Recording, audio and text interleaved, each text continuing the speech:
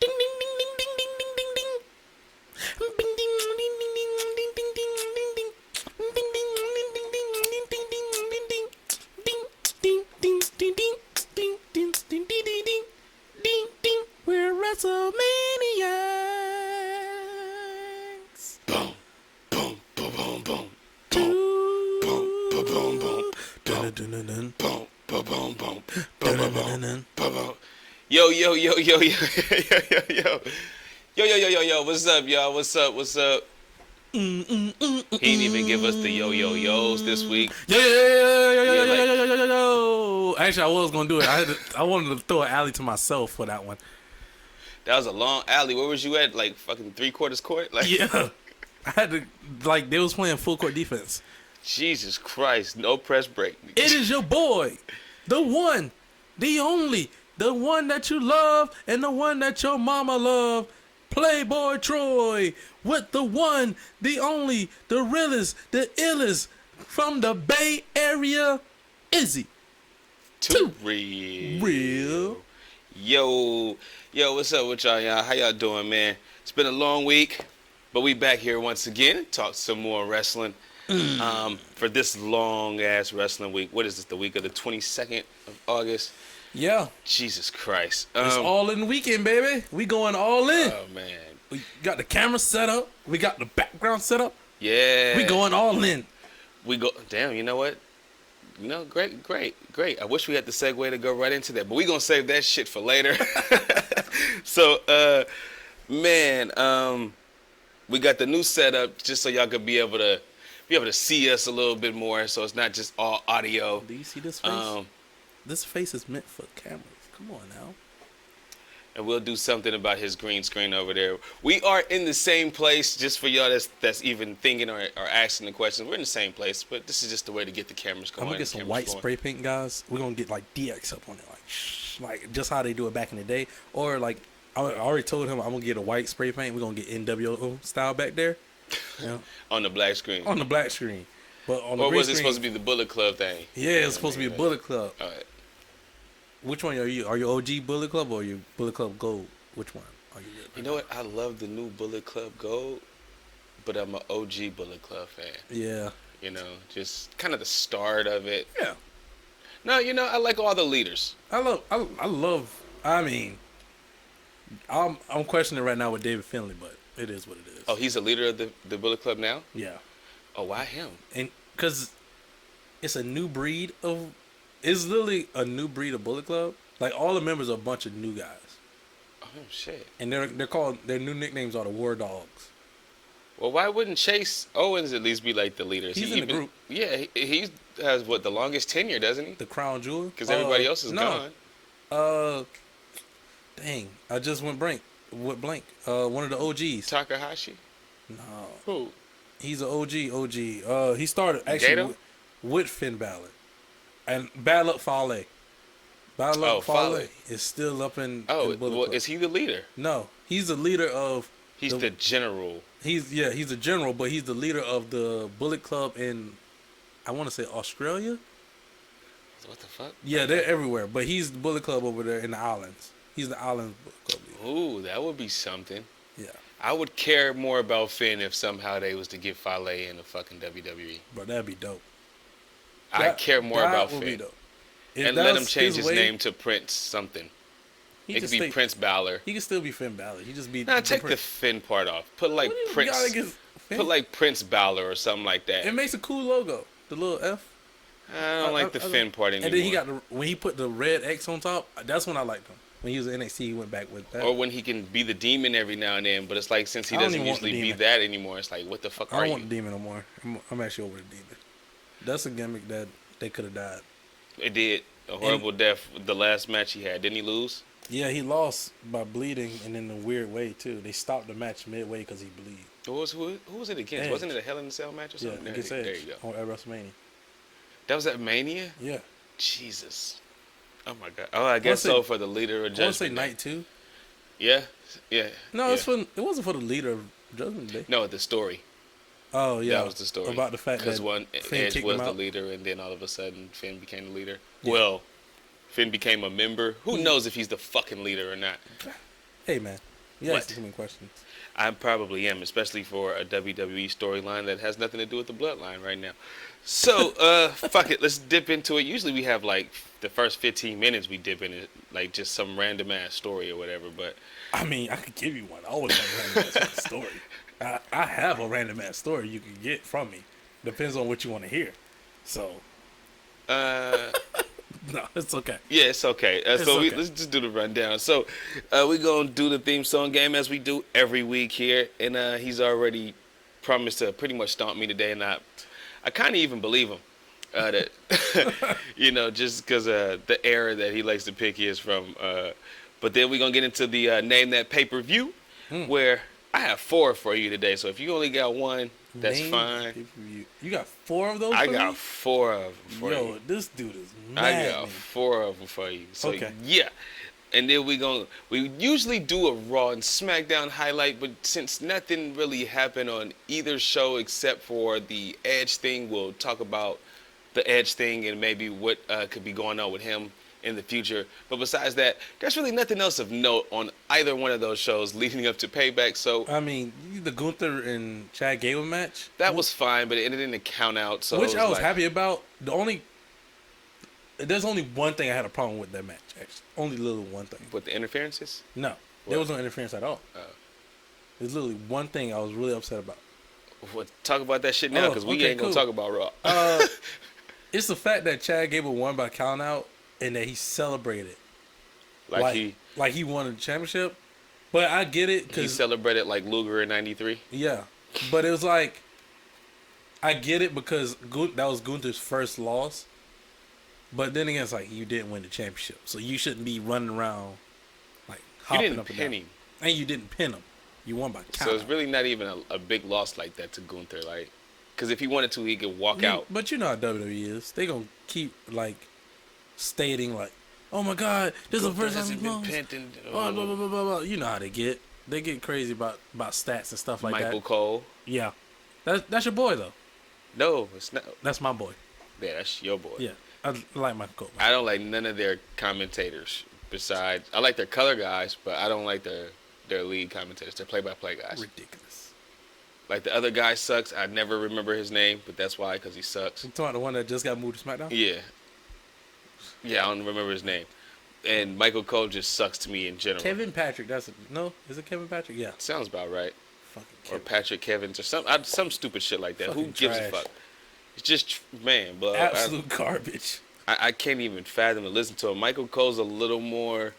I could take Michael Cole more because I guess I've been so used to it for 20 to 30 fucking years. So Yeah. you're kind of used to it, but he still gets annoying after a while when he gets into his shtick like he's Mr. Know-It-All.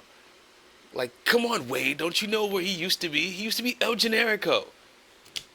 No, I don't see him saying it like that. Bro, like, come on, blood. I always hear him say it like.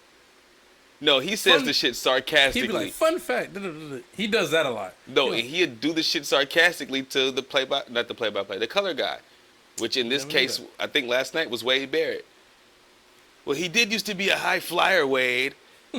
Like, what the Cole, shut up. He used to be a high flyer. We know this. His name was El Generico. He was a fucking luchador at one point, or generic. We luchador. all didn't know that, okay? Not all of us knew that. I wouldn't know that if he didn't tell me.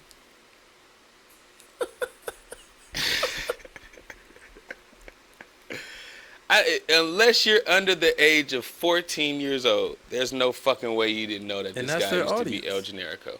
That's their audience. Nah, that's some grown motherfuckers that be in that audience. No. But their target audience is kids. The grown motherfuckers are the ones who's still there. I haven't been lingering like me and you. We lingering. I'm not lingering. We should have shifted to AEW, buddy. I peek in every now and then and be like... We supposed to shift. AEW's targeted to us. I tried, but that's what makes it worse. But they kicked me out with the bullshit. That's what makes it worse. It's targeted towards us. But clearly, that show is like, I don't fucking know what's going on. And sometimes I'm like, I don't even want to watch this shit. So, did you hear the bullshit that happened, right? Well, I know you did. You hear everything usually before me. Which part? So, the bullshit about the collision stuff that happened. Well, I think we talked about it. Where you was like something about Paige couldn't get in or whatever. Oh, yeah, that. So, did you hear about the argument between Jungle Boy and, I heard and about Punk. that. So, bro, like, and then everybody keeps saying Punk this, Punk that, Punk this. Stop blaming this man for actually taking control and having some balls and giving a fuck about at least the show that he's on. Jungle Boy wanted to fucking fall on some real glass, and Punk was like, "No, we don't do that over here on this type of show." So Jungle Boy had like a little fucking teenage tantrum and got mad and started going back and forth with Punk about this stupid ass glass shit. Like, no, you don't need it. The problem, I don't have a problem with Punk doing that, but I don't either. This is my problem. That shouldn't be his place to do that. But who knows? There's a person there who should be doing that. Yes. That has that title that should be doing that. But who knows what their backstage conversations was like, or their over the phone conversations was like, where he probably gives Punk full reign and full autonomy on the show. That needs to be. First of all, that needs to be put out there. No, it doesn't. No, it doesn't. Unless it needs to be put out there to his locker room, but that don't need to be. To his locker room. It's already evident. For the Collision locker room, yeah. It's already evident, yeah. It's obvious that it's the CM Punk show. Yeah, this is the show that this is Tony Khan's company. Wanted. This is Tony Khan's company. I get that. He needs to have people in places where it's like this and this. Yes, there should be agents there to be able, but who knows if Punk is an agent or not. That's what I'm saying. Like, I think he kind of is agenting as well. That's like those who have a problem with Young Bucks and Kenny Omega over the Dynamite crew, basically. Where they're, what's their titles? VPs? EVPs. Executive Vice Presidents. But they basically are over Dynamite. So why don't CM Punk got the title now? Might as well give him a title. I think he do in the backstage sense. Now, this is just my opinion. Like, I know nothing. Yeah. I think he does, and I think that was a part of the agreement for him to come back. I think that was a part of the agreement to get Ace Steel back. But that's even though Ace Steel can't be in the building. Ace Steel works there. I know, but he can't come to the buildings. Yeah. It's only like through phone and conference. You know what I mean? Through that type of deal. So who knows those conversations that was had. And for the situation to be brought to Punk to go talk to Jungle Boy. This was brought to Punk from my understanding. Yeah. So this wasn't something that just Punk just overheard that Jungle. You know what I mean? It wasn't something that he just jumped on like that. It was brought to his attention. It says, this is my show. You can call me arrogant or whatever, but TNT wanted me on this fucking show. Yeah. This is the point of this whole fucking show. So I'm in control of this shit, and we're doing real wrestling. We're not doing the bullshit. So if I say no, the fuck, that's it. Yeah. And that's I think they ended up just shaking hands at the end of the day. And I hope so. I think that's what happened. But I just hate the whole. That's what reports I read. I just hate the bullshit notions that come out. Like, they keep calling Punk a locker room cancer, and it's like, stop calling him that when you really don't know what the fuck is going on in the back. Yeah. You don't know that. So it's like, people always say, you sticking up for him. Maybe so. But it's like, damn, but how much shit is people gonna keep giving this man, bro? Yeah. Like, just let it go. I think, to me, CM Punk has his crew. It's like being in high school, which is the problem because it's a whole business with grown adults. I feel like it's always been like that. It's like high school, where it's like, you have your table with your friends that you sit with. The popular crowd. And then you have your other crowd. The emo crowd. Yeah, everybody all separated. The stoner crowd, yeah. And then, like, the guys that are associated with CM Punk, that are only cool with CM Punk, could only come on Collision and stay on Collision. Or they can come as they want. The guys who want to associate themselves with the Young Bucks and the Elite, y'all can stay on Dynamite with that. You stay on that show. And you want to do all the I don't want to say garbage wrestling, but the hardcore wrestling and I just call it extra. I don't even want GCW style. Yeah, I just call it extra. You can keep it on Dynamite. Yep. Don't bring it to Collision. Collision might have like a ladder match or such, but they only get to that point when there's a reason. Yeah, a reason. There's a build up to that point. Even that ladder match with Andrade and Buddy Matthews, like, it took like 3-4 weeks to even get to that. Yeah. And like 2 different matches that they had to even get to the ladder match over the mask. Right. So it on Dynamite, we would have probably got that ladder match first, and then be like, well, this is because of this reason. Because the reason happened on BTE Right. On YouTube, we should have been watching that to understand that. I used to watch that shit, Or but some BS. they didn't keep me. So Excuse me. I just think that that's just how it is for them. But there's been a lot of. I mean, I feel like we'll talk about that later.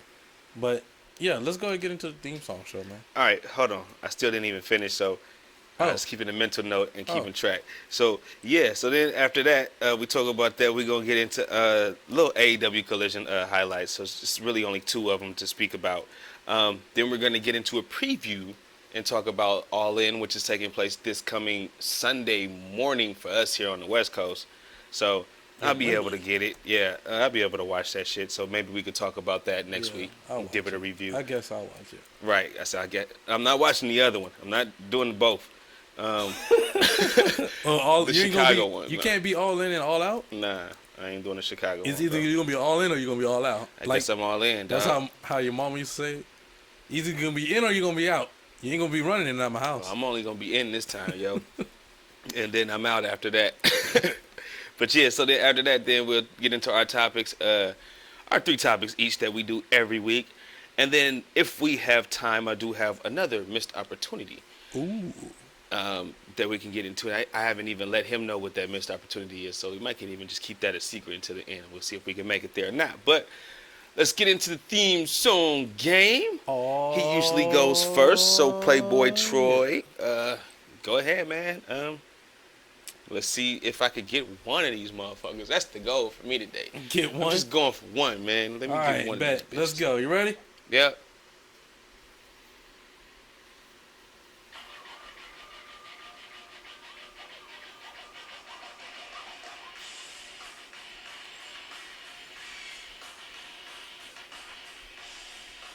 Is this TNA? No. It's WWE. Tyson Tomko. No. 2004. No. What year? Oh. Do you want a year? Yeah. 2008?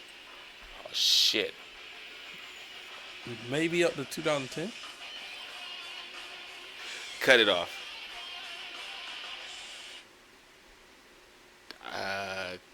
Kurt Hawkins? No. You want another clue? Yeah. He was on ECW. Oh, fuck. The WWE ECW? Yes. Oh, fuck. And later Boss on. Mahoney. No. And later on, he shows up on 205 Live.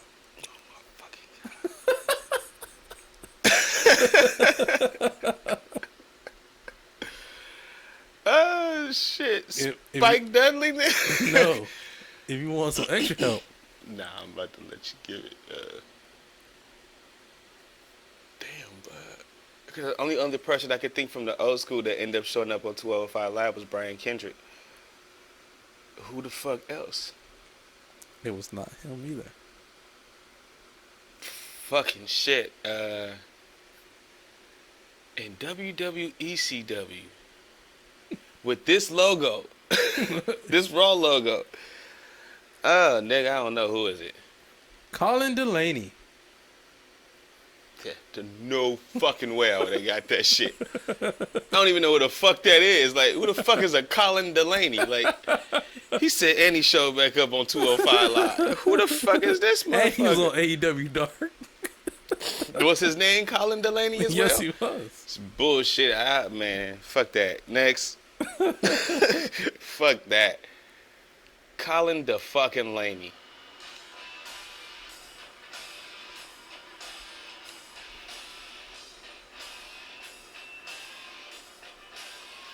Fucking Bradshaw. Nah. No. I heard this thing before.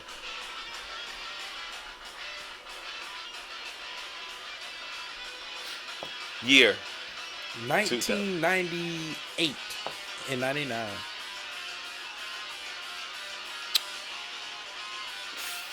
Fuck that. Stop it. Were they cruiserweight, like heavyweights? Yeah. Like mixture. Were they in the light heavyweight division? Yes. in 1998. Yes. Shit, it's not that many of them. Fuck, in 1998, I can kind of name them. It's either Taka, Aguila, Scott Taylor, Brian Christopher. I know Brian Christopher's song, so that ain't it. It's like two more None of those names. mascots. Izze2Real, No. who was Papi Chulo.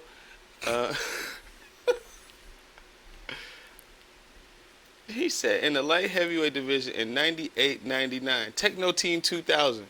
No. And I should have used that against Show Ash. You wouldn't have knew who it was.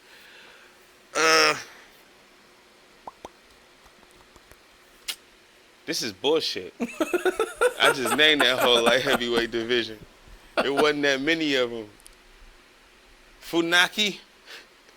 No. Tajiri wasn't there yet. You give up? Max Moon. No. Mini Max. Were they minis? No. Damn it. Yeah, give up. The Job Squad. They weren't light heavyweights. Gilbert was.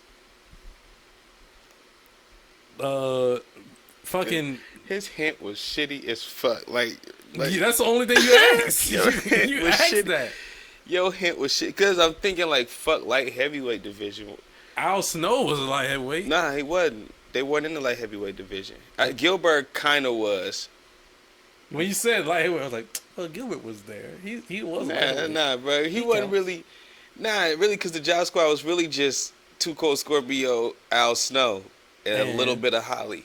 Yeah. A little bit of Holly. And then Holly was like, fuck this shit. And it was just Scorpio. No, that's his name. Too Cold Scorpio and Al Snow. And then Gilbert and... Nah, they fired Gilbert. Oh. They fired Gilbert. He was gone.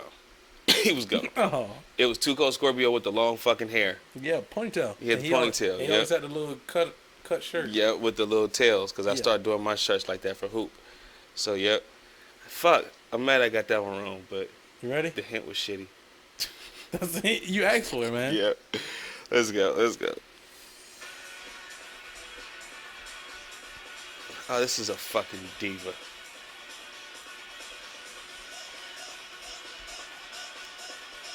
This is a diva? No. Is this WWE or WCW? WWE. Fuck, I heard this before. The other version is DDP, but... Fuck. And it's not a woman? Not a woman. Rico? No. Who the fuck? Do you want to Play hear? it again. Play it again. Oh, you want to play it again? Very well. I will continue to play.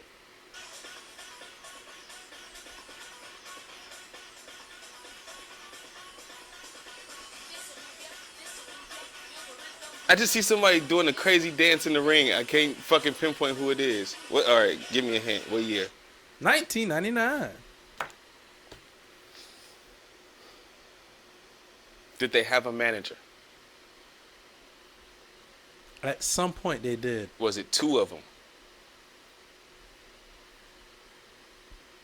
Is it Meat? Sean Stasiak? No. Okay. So it's not him. You said 99 with that music. That sounds like WCW 99. They made an appearance in 99. They also made an appearance in 2005. This is just an appearance? They was on the show for a couple of weeks. But I only remember them having one match. In 05 or 06. But I'm thinking about 99. Like, I heard that fucking theme song before, but...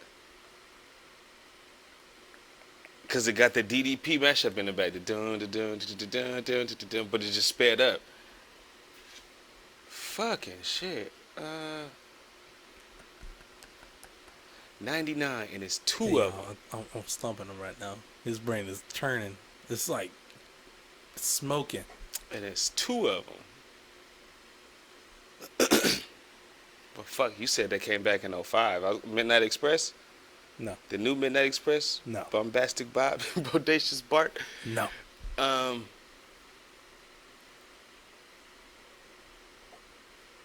I heard that theme in '05. And if I heard it in the 90s, it was absolutely in WCW, not WWE. I give up. I'm ready to cuss you out at whoever the fuck this is about if they were there in 99 or not. So, Blue Meanie. Fucking bitch. I can see the dance. Like, That's what, in my head, I was trying not to do it because I kept moving my arms. I was like, the Blue Meanie dance. Come on, bro. I can see. I'm like, I can see the dance in my head, but I can't tell you who's doing the dance. In my head, I kept It's the video game. I kept trying to get my arms from like moving because I was like, okay, I'm doing good with the head bob. I was like, okay. Oh, fucking bitch, blood. Okay, you got me on that one. Cause I'm like, bro, I could see the dance.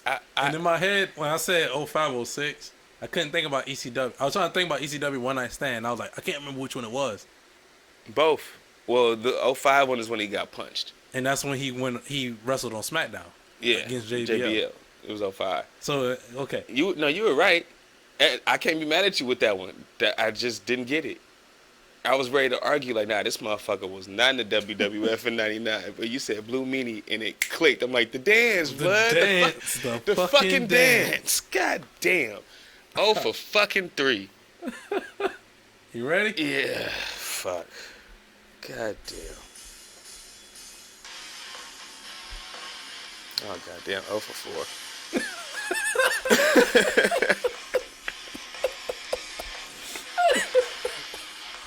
2006. No. Do you want the year? Yes. 2016.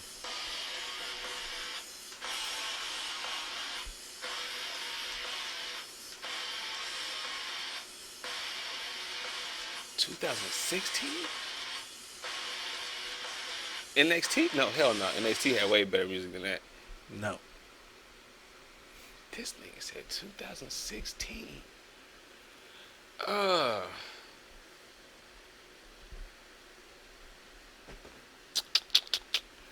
don't even remember who's on the fucking roster in 2016. That was when AJ first came. Who the fuck was on the roster? Shit, Matt Striker? That would have a theme song like that? Like, No. Is it a tag team or a singles? It is a singles competitor. That makes it worse. Chavo, nah. No. Nah. Fuck, I don't know. 2016, I could see a motherfucker walking to the ring with that shit too. In like 2016 era. Wade Barrett. No. Actually, he was retired. Somebody from that camp. NXT, Nexus. No. Nigga, who the fuck was there in 2016? The Lone Wolf. Baron Corbin? Baron Corbin. No. 16. Luke Harper. No. Eric Rowan. No. Uh, Eric Rowan had like a weird, I don't like, know what the bamboo fuck ass is theme song. That's how his theme song was. I was like, why the fuck oh did he have this shit. theme Was song? that after Brian or before? What? Eric Rowan? That was before. That was literally right after he got out the Wyatt family. He was still wearing a jumpsuit. Fuck, lower tier guy, lower card guy. This? Yeah. Yeah. Actually, he was in the main event.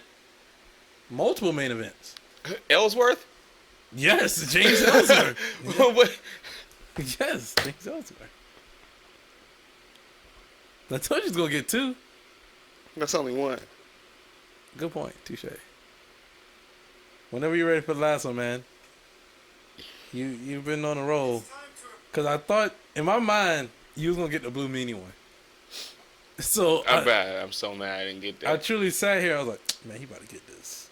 I'm so mad I didn't get that. Because he used it for like a couple shows and then he started using Goldust music.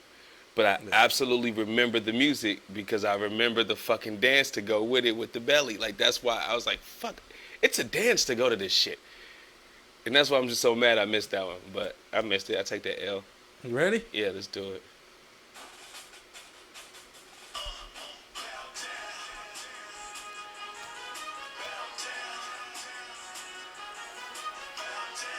Nah, that's Xavier Woods. It is. It is Xavier Woods. See? I got 2. I I should gave have you got 2. 3. God damn I it. gave you 2. And actually, what makes it funny, I do not remember this theme song at all. I don't either, but no, I do. He won the King of the Ring. But I don't remember him ever coming out with this theme song. On SmackDown, he did that when Kofi went out. Oh. When Kofi was out and Big E was gone, that was the theme he was using. Bro, I'm telling you this. I truly do not remember him ever having a singles match after that. I think he only had one against Roman Reigns. Now he had an Intercontinental title match. Oh, okay. Was it against Walter? Yeah, had to be. Yeah. So you look at that. And he got his ass whooped. Look at that. You got 2. But I only know that from the figures. 2 out of 5. That was the only reason I knew that Xavier went. And I was trying to play dumb, but I was like, nah, that's Xavier. Let me just play dumb. I knew you were gonna get that. Oh, I was like, it's currently right now. It's literally the most recent time. So did the most. All right, well, it's my turn. God damn it. Oh man, this might be rough. Fuck this shit. God damn it. Payback is a bitch, and now I'm not gonna start with what I thought I was gonna start with. Payback is a bitch. Best serve code. Yay. And watch she get all these motherfuckers. I'm not gonna get none of these. I'm probably gonna I'll go 2. I'll go 2. Maybe. Biscuits and gravy.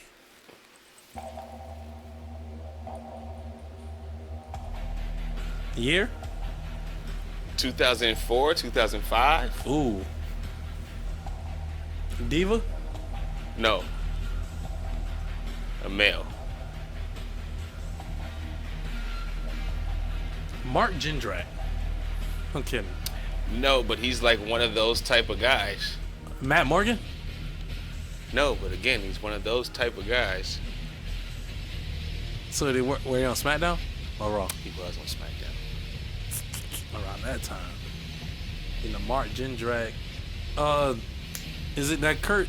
Is it Luther Reigns? No, I didn't think about him. That's a future one. Yeah, it's probably gonna be. I mean, it'll get me. I wouldn't know. And you wouldn't even think to rename him. You never rename motherfuckers. Like, you just do it once and you just move on. Like, yeah, because in my mind, I'm like, I don't think. Because in 2004, 2005, Mark Jindrak kind of guys, oh, fuck me, man. They was literally shooting them out like babies. They were. I truly do not remember them at all. Because they was all fucking generic. Chuck Palumbo, Sean O'Hare. No. Not Chuck Palumbo and Sean O'Hare, but Nah, I know. one of each. Separate. Not Charlie Halls. Nope. We did that already. Yeah. Damn. And I feel like when you say his name, I'm like, God damn it. Nah, you're going to be like, this fucker? Is it? You really going to be like, nobody gives a Cruiserweight? fuck about him. No. Okay, then no, I don't know what it is. Nathan Jones. Oh, the motherfucker who's supposed to be Undertaker. Yep. Oh, yeah. Exactly. Fucking nobody. Exactly. Heidenreich. That's all. Every time I say Nathan Jones, I think of Heidenreich. That's where I was going to go, but I was like, nope, I'm going Nathan Jones. Because he's not going to think of Nathan Jones. So. Because Nathan Jones was literally there for a cup of tea. For a couple of... So was Heidenreich. No, but at least Heidenreich had a for years. At least he had a pay-per-view match. He was there for like 3 years. Hell no. He literally won tag team titles after that. With Animal. Yeah. And then he had the casket match with Taker, and that's all I remember. And that's all the Taker 05. match was before that. Before Road Animal. See, all I know is that 05 run. You and then tell that me time about when 06. he sexually assaulted Michael Cole. What? When he SA Michael Cole. I know nothing about none of that. Do you not remember that? No, sir. Bro, that segment was so weird. When he kidnapped Michael Cole and then took him in the back just to read this man a poem. What? That's weird. You tell me. That's probably one of the... Nah, bro, I swear to God, I know nothing about that. That's crazy. I didn't see that. That is absolutely crazy. Never watched that episode. What was that, SmackDown? Yeah. Yeah, never watched that. It was like one of the most craziest episodes. Because I was like, yo, what? Why is that a thing? Why is that a thing? I was like, yo. Like, what the fuck? Why did he kidnap him in the middle of the broadcast, pinned him on the wall, and read him a poem? With Michael Cole's face on the wall and him behind him. Was this had to be during the Katie Vick time. No? Nah, this is like 2 years after. It had to be a year or two after. Still, same fucking writers. La Resistance. Or Rene Dupree, because he took the theme song and Savia got this. He got that model gimmick. Sylvain Grenier. Yes, Grenier. And he went to the Royal Rumble and got eliminated instantly because he's a fucking. Sylvain Grenier. But my man Rene Dupree, he got Fifi and Tori Wilson. He had Fifi. He had Fifi. He had the dog. Bro, he literally won out of that whole that separation. He was the guy. He got tag team title, U.S. title, I think. And the girl from Playboy. Vader. No. What year? 2006? 2004 to 2006. Was this that Tokyo 2000 team you was talking about? No? Who the fuck was the Tokyo? Oh, Kai and Tai? Tag team, singles? Singles. Male, female? Male. Adam Cole. This is WWE, right? Yeah, but it's actually not a bad theme song the more we keep listening to it. I bet you it's a no, like, is he mid-card? Of course. 2004? Yeah. Raw, Smackdown. It's not bad. Raw and Smackdown. You go ahead and stop It's it. not a bad. I was playing it for myself because I kind of liked it. It's not a bad theme song. No. Especially with the arena echo, I was kind of liking it. Yeah. I don't know who this is. Who is it? I feel like when you say the name, I'm like, Sean O'Hare. because I said his name earlier. No, I already had it written down. Ah, no. I had it written down. If I would have said, if you would have like mentioned earlier or something like that, dang it. I was like, might as well use him next. In my head. No, you're supposed to be third anyway. In my head, Sean O'Hare will stay with Roddy Piper the whole entire time. But then he went solo, and then they put him on Raw by himself, and then he fizzled out. Do not remember. Got released. Do not remember him being on Raw at all. Not one bit. Not one bit. In my head, he went from WCW to Roddy Piper. That's what you're gonna get. It's easy. But I love this theme song, so. Look at it.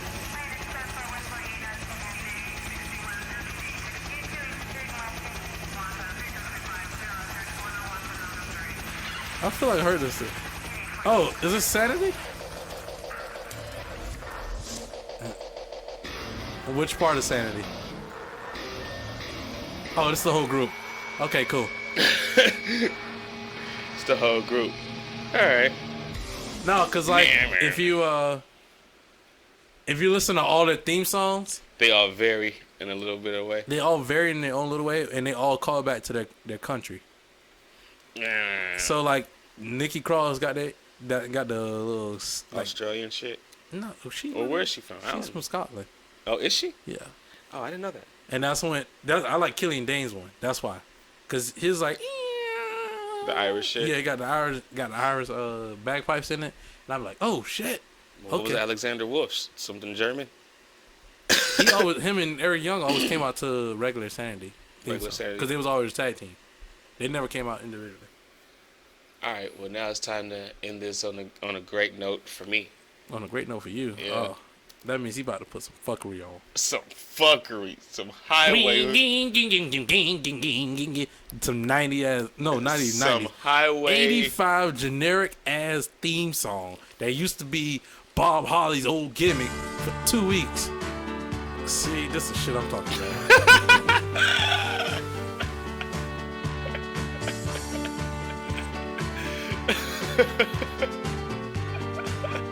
And this is not an ad. I was hoping it was an ad. The Mounties, the Quebecers, tag team, singles. You should have said Kyle from South Park. I'ma cut it. The fucking Gooby Goober or some random ass. The fucking Thanksgiving turkey. This is ridiculous. I don't fucking know, man. This is shit I'm talking about. He didn't even ask what year. I just knew it's gonna be a bullshit ass year. What year? 1975. So he was with the company from like 85 See? all the way to 98, but he got the theme song for the first time in 95. Y'all see what shit I deal with. Yo, the man was in the company since what? 89? 85? 85 to 98, and he didn't get a theme song until 95. That should tell you something. That's why I knew you wouldn't get this one. The fucking Reaper, the Repo Man. Nope. One day I'm gonna give you Repo Man without the Repo Man. Man, what is it? What is it? He's a jobber. Oh, fuck. All of them people were fucking jobbers, bro. All of them were. Everybody from the 85s were fucking jobbers. Everybody was a jobber. Barry Horowitz. The fucking weirdo with the Spencers? Yep. With the fucking... Man. Yep, that pats himself on the back. Like... Yeah, fucking loser. A fucking nerd. I don't even remember him being in 85. That's what makes it worse. He was a jobber. He always got beat up and pinned in the ring. So. Ridiculous. Absolutely ridiculous. Absolutely ridiculous. This is the stuff I'm talking about. Colin Delaney got more respect than Barry Windham. Barry Horowitz. Yeah, where the fuck is that? Fuck him. Oh, God. Man. I'm mad you don't know Colin Delaney, though. Nah, hell no. Bro, Colin Delaney used to come out there every week on ECW, and they used to have him get his ass beat. It's so bad. Like, jobbers used to get their ass beat. Hell no. But like Colin Delaney used to come out there, and he's this scrawny guy, like probably he's like your size but shorter. And every week he's taking on like you see the jab he just tried to throw. Like he's a scrawny guy. He's like your size but a little smaller in height and in size. And he used to take on like Kane, Mark Henry, Great Khali. He took on literally all the monsters. I remember that role being either like Brian Kendrick or Paul London. Like. I don't remember that shit being nobody else. Nah, he was the ECW's Paul London, but the thing was ECW's Paul. Colin Delaney didn't do no moves. He didn't get a chance to do moves because he was just a human ragdoll. Every week he'd come out in bandages. He was a human ragdoll. He'd just come out in bandages and shit, and people be like, when the interviewer would be like, "Are you okay?" He's like, "Yes, I just want a contract. I just want to do my job." And literally, they'd be like, "Well, do you know who you wrestling tonight?" He's like, "No, but I'm going to give it my all." And then all of a sudden a fire go off and his cane coming down. And he's just like, oh. And it's like, I'm telling you, his whole body is bandaged up and everything. Oh, hell no. And he's like on a string, like fighting for his life the whole entire time. And that was like for like 8 weeks straight. And then I think Tommy Dreamer ends up standing up for him and everything, gets him a contract, and then he turns his back on Tommy Dreamer. And then Tommy Dreamer just whips his ass. Nah, hell nah.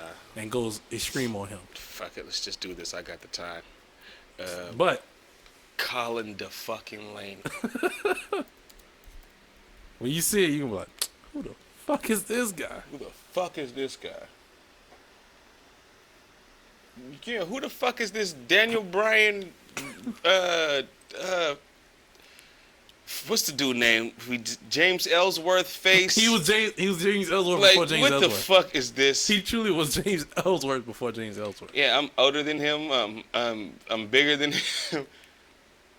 And taller. Shit. That's what I'm saying. But he's like super scrawny. That's why I was like, he's kind of got your build, but he's skinnier. Kane demolishes Delaney. Khali demolishes Delaney. Everybody demolishes Big Show demolishes Delaney. Those are titles. Yeah. Because literally, he used to come out every week. And that's really the only reason I used to watch ECW, just to watch him get his ass beat. Jesus Christ. All right. And they would abuse his man. Jesus. And I was like, man, this dude is getting shit rocked. Getting his ass kicked. Every week. And he keeps coming back. Not because... You got to get that paycheck. Yeah. Not because, he likes to fight or anything. He just need money. Can you blame him? But let's fucking move on. Man. Stay on point because I got 45 written here for the next segment, and we're pretty much at the 45-minute mark in the next 10 seconds. So, name that theme. Oh, that theme song. Name that pay-per-view. Do you want to go first, or you want me to go first? Since I got 4, you probably don't even have any. I only have one. I have one. Yeah, I'll go first. Yeah. Then. You be bringing. Why? I don't know why you bring 4 pay-per-views. Because it's so fucking easy. You just go on like Like, you can even do it on Wikipedia. But 4 pay-per-views is just crazy. I don't know why you don't get that many. To make you think I'm going to know 4 goddamn But pay-per-views. you know I'm going to know, but you come up with the theme song. So yeah. Because theme songs is like, I can work with that. That's only like 30 seconds. Pay-per-views, this is the same. I have to sit here and think hard. Not really. Just go through the fucking thing. And okay, then, okay. I have 4 pay-per-views. You go ahead, go. Yeah, it's so fucking easy. Jesus Christ, now I forgot my train of thought. Oh, this fucking guy. This but is what I work with, y'all. But I'm always able to gather it back. So, pay-per-view. First match. I didn't even say anything. I didn't even do anything. I'm just sitting here minding my business. But he rolled his eyes. The camera can pick it up. So, the Hurricane and Rosie against La Resistance. 2004. Okay. William Regal and Eugene against Christian and Tyson Tomko. Am I right on the 2004 section? No, you're not. 2005. Okay. Okay. Trish Stratus against Lita for the women's title. 2005 New Year's Revolution. Bingo. I don't even have to finish the card, but yes. Oh, shit, I guess, y'all. Hey. But yes. I wanted guessed. In my head, I was like, man, we just going to Hail Mary this motherfucker. To finish off the card is for the Intercontinental title, Shelton Benjamin versus Maven twice. Then we have Muhammad Hassan against Jerry Lawler, Kane versus Snitsky, and then an Elimination Chamber match with Triple H, Randy Orton, Batista, Chris Jericho, Edge, and the late Chris Benoit. That's my first one. Just let's give you an easy one to start it off. That was the easy one? Yeah, you got it in match 4. That doesn't mean anything. I truly guessed. You got it in match 4. Match 4? Match 4. Okay, I'm ready. You ready? Yep. All right. So, starting us off, we got Savio Vega versus Waylon Mercy. Then you have Psycho Sid versus Henry O. Godwin. This is 95 for sure. Then you have the British Bulldog versus Bam Bam Bigelow. Oh, absolutely 95. Bigelow was a babyface. Then you got Dean Douglas versus Razor Ramon. Bret Hart defeats John Pierre Lafitte. And then you have Diesel and Shawn Michaels versus Yokozuna, the British Bulldog, and Owen Hart. For the tag title. So it's in your house, but fuck, I don't remember. Did they have a name by it? Does it have a name, or is it just in your house? In your house. Okay. It's in your house. I could damn near might even give you the month. This might be May 95. Wrong. No? Wrong. So I'll go with July. No. Can't be April. No. Further down. October? Further down. No way. No, because December 95 is Bret and Bulldog. So that ain't December. That is correct. What? It's not December. Oh, I'm like, that cannot be December. September. Yes. Oh. Damn, so that's... Oh, fuck. So that's what? In your house? 4? No. 5. No. Damn it, I'm going to stop guessing shit. I'm just going to stick with my right, being in your house from 1995, September of 95.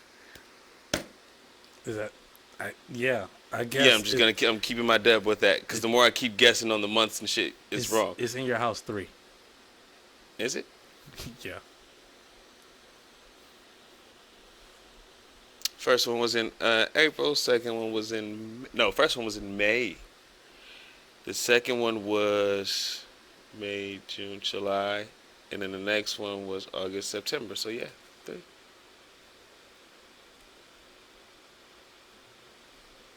So yeah, I'm ready for the next episode, next pay-per-view. I'm ready to get it charged up. I'm charged up for this one because I did good on the last one.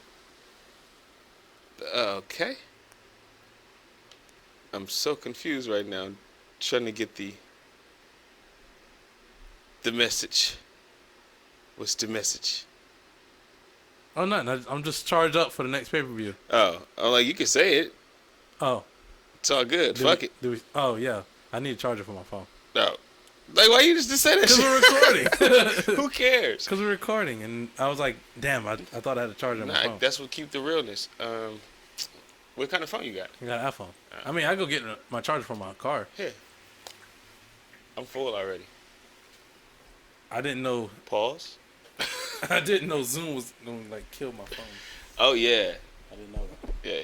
This is my first time on the Zoom, y'all. I don't even know if this is going to make the cut. I ain't cutting shit. It's raw and uncut. So unprofessional. Huh? So unprofessional. Nah, you let that shit go. Look at how the camera... Like, if we was live, bro, we'd just be going. But my phone would be charged up like that. No, you wouldn't. And if we was live, your shit still be going dead. It don't matter. My shit would be charged up because I wouldn't let that happen. I told you what the deal was last week, and you still came here like this. So, man, I was not paying attention to what you were telling me. You never do it, and that's why you always be at the end. That's why you need to send. You need to send. Did you send an email? Huh? Did you send an email? No, I sent a text message. When? This morning? No. Oh, hey, we want to do Zoom. Download Zoom. No, I told you last week on the show. I told you last Saturday because fucking referee together. Whatever. I told you before you got to your goddamn car. Whatever, dude. Whatever so, dude. Ruby Riott taking on Bayley. 2017. We have Seth Rollins against The Miz for the Intercontinental title. Seth Rollins versus The Miz? Yep. 2017. Okay. We have Nia Jax. Am I right or wrong on that? No. 18. We have Nia Jax versus Alexa Bliss for the Raw Women's title. Oh, so this is a Raw pay-per-view. Yes. 2018. So you have Jeff Hardy taking on Randy Orton for the United States title. Oh, shit. This is a SummerSlam. Throw your ass the fuck off, This is a SummerSlam, huh? Daniel Bryan against Big Bill, Big Cass. For real? I'm dead ass. Carmella. Talking about against Daniel Bryan versus Big Cass. What the fuck kind of pay-per-view is this? Because I'm trying to remember. Oh, yeah. He was on that bully stuff. Got it. Yep. AJ Styles. So it's 2018. Defending the WWE so you're not title. Gonna answer that question, though. I already did earlier. You said yes or no? Yeah, I've been saying yes. Against Shinsuke Nakamura. Oh, SummerSlam 2018. No. You have Braun Strowman and Bobby Lashley against Kevin Owens and Sami Zayn. And then you have Roman Reigns taking on Samoa Joe. Payback 2018? No, I don't even know if they had a payback in 2018. But this is a cross-brand pay-per-view. And I don't even think they was even doing that type of shit. Just everybody was on the show. Everybody was on the show. But Fastlane 2018. No, sir. Okay, let me think.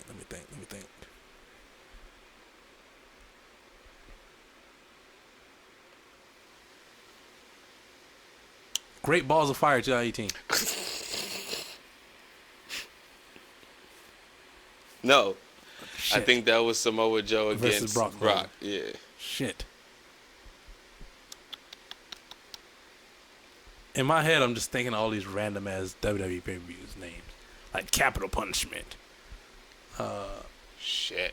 Said Capital Punishment. Hey, the Edgeheads. I cannot remember it. Damn, they look alike right there. They look like twins. Yeah. Damn. The Major Brothers. God damn, they look like twins right there. They don't after they cut their hair and shit. And one became Hawkins and the other one became Ryder or they was Cardona, already that. But they was already that by now. One was Hawkins, one was Ryder. I said, or the other one, Cardona. Oh, yeah. Or Brian Myers. I'm trying to think. So you said that the Daniel Bryan Big Chasm threw me off. Because in my head, I'm like, okay, Daniel Bryan's back in wrestling at this point. Mm-hmm. And they're running that bully kind of gimmick. I mean, you got the year, right? The pay-per-views was fucking me up. I'm not going to lie to you. Because we've been traveling in the pay-per-views of cool names. Now I'm back to fucking bland-ass names now. Fastlane. Payback. He gonna say it just by bullshitting. SummerSlam. That was the one that I said. Money in the Bank. No. Man, what's another boring ass fucking name that they still use to this day? That just like Why'd she get this bullshit? I'm not, cause right now it's not on the tip of my tongue. Cause in my head I keep thinking Armageddon, No Mercy, like cool ass names like that. and I'm not answering to none of them. See, Yeah. like fuck, where else do I go? Where do I go? Hell in the Snow. What month? July. Up. May? Yep. Oh, fuck me. Because in my head, I'm like, did the Saudi shows already start?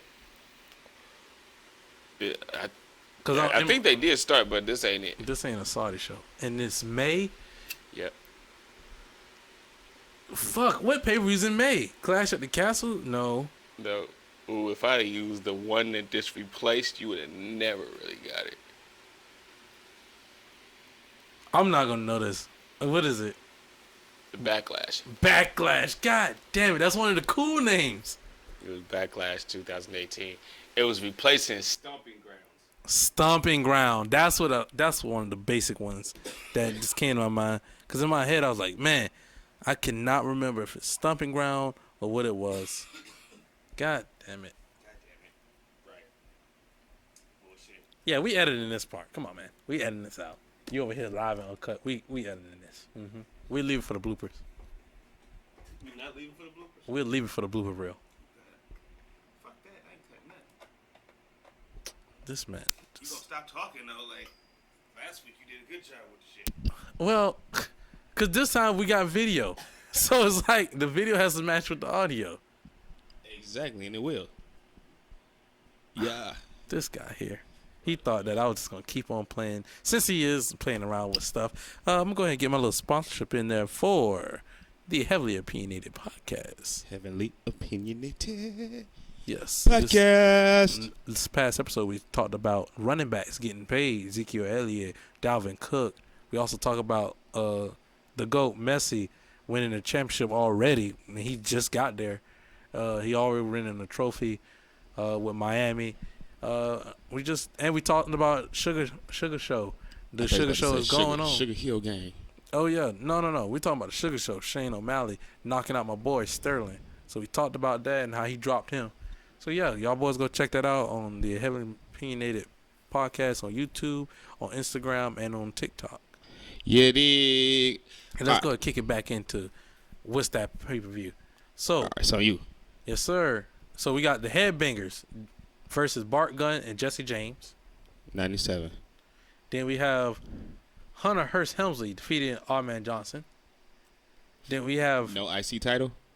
no. No? Okay. Then we have Mankind defeating Jerry Lawler. Then we have Goldust defeating Crush. Then you have the Hart Foundation defeating the Legion of Doom and Psycho Sid. And then Okay. this is gonna give it away. Then we have Hunter Hearst Helmsley defeating Mankind. Then we have You said that already. Shawn Michaels versus Stone Cold. And then at the end, we have The Undertaker defeating Farouk.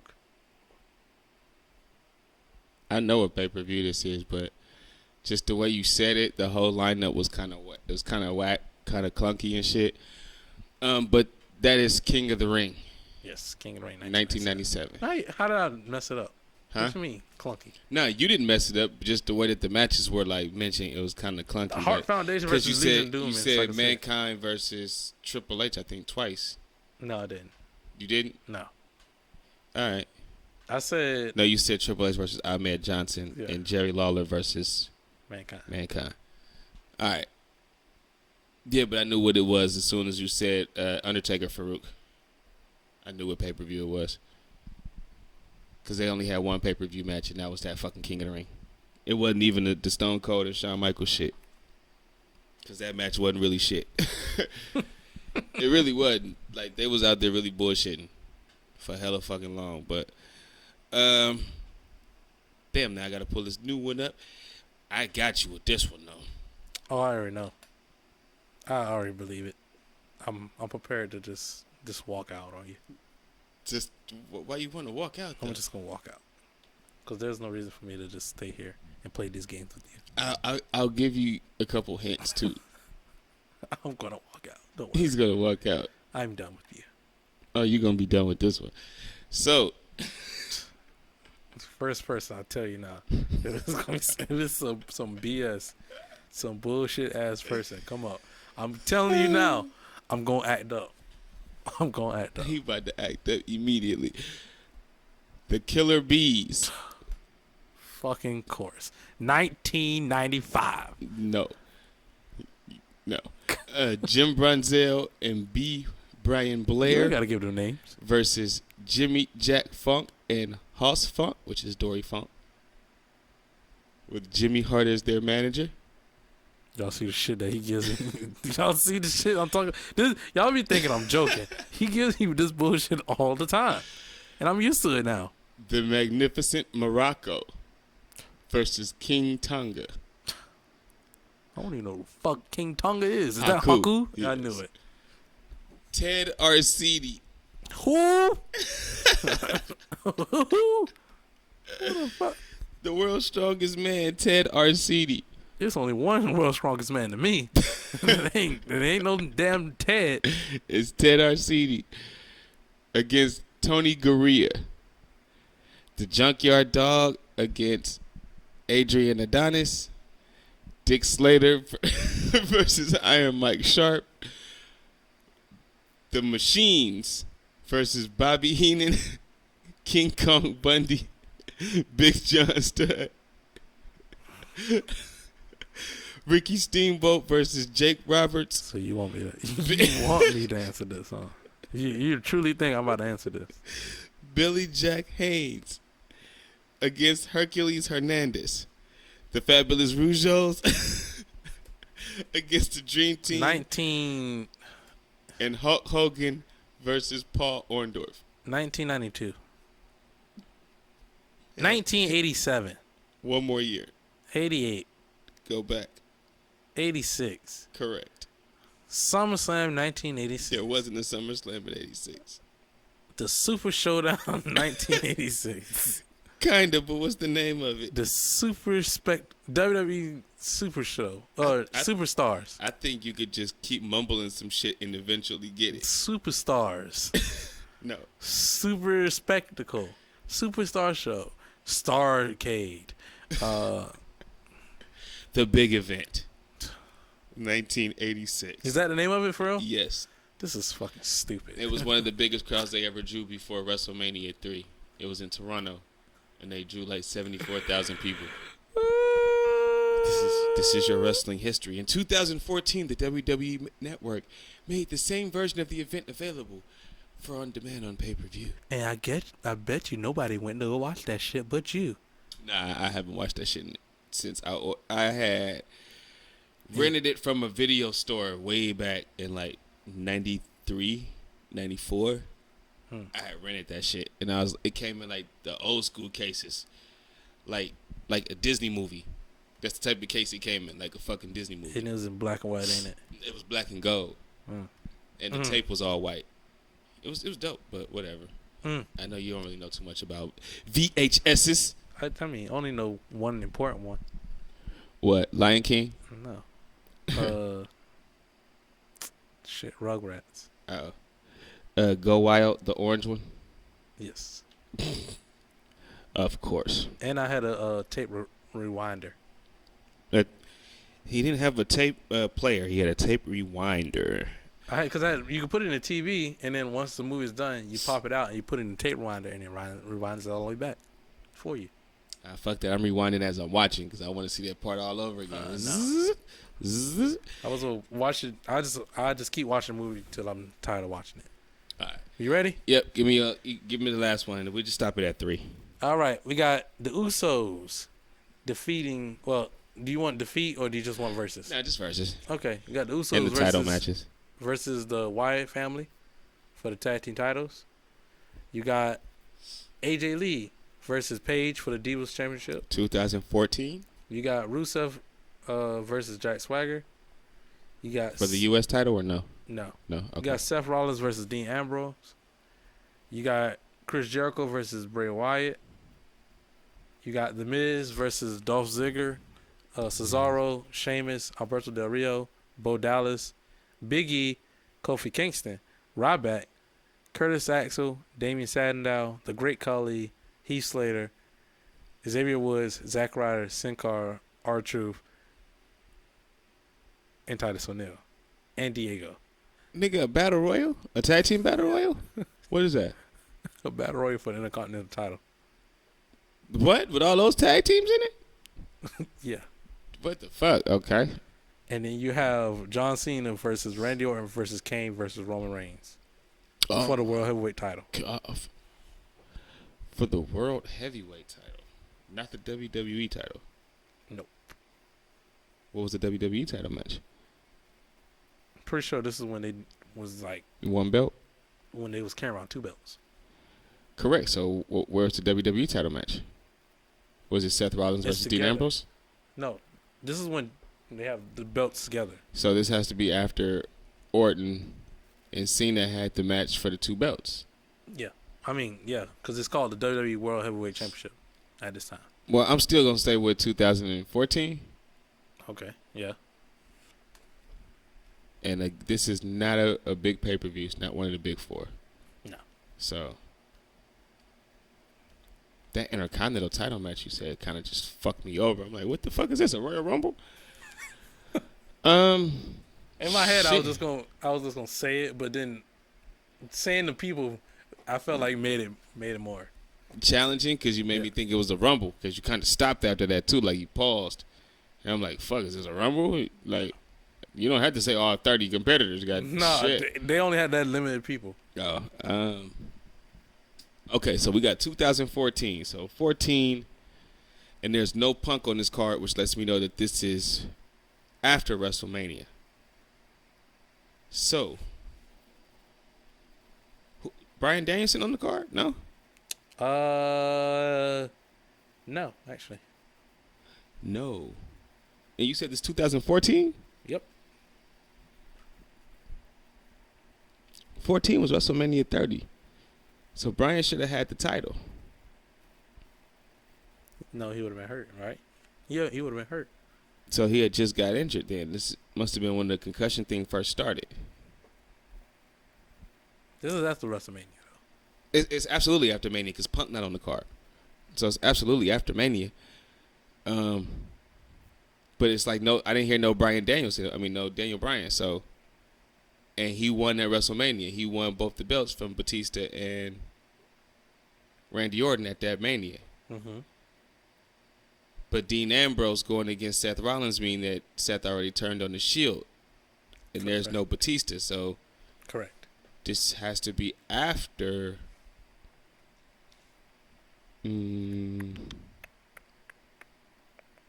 SummerSlam? No. I'm saying it's gotta be after SummerSlam. Fuck. I ain't giving up on it. Not yet. So I'm just trying to do the breakdown in my head. Seth Rollins versus Dean Ambrose. I know it happened a lot at the end of the year. Like December. So I could name pay-per-views and just start spitting them out. But these are stupid pay-per-views at this time of the year. In 2014. So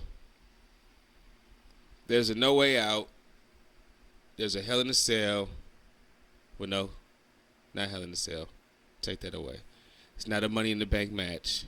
So take that away. So that takes away July and October. Fuck. So it's got to be September of 2014? No. No? No. You said one of the months.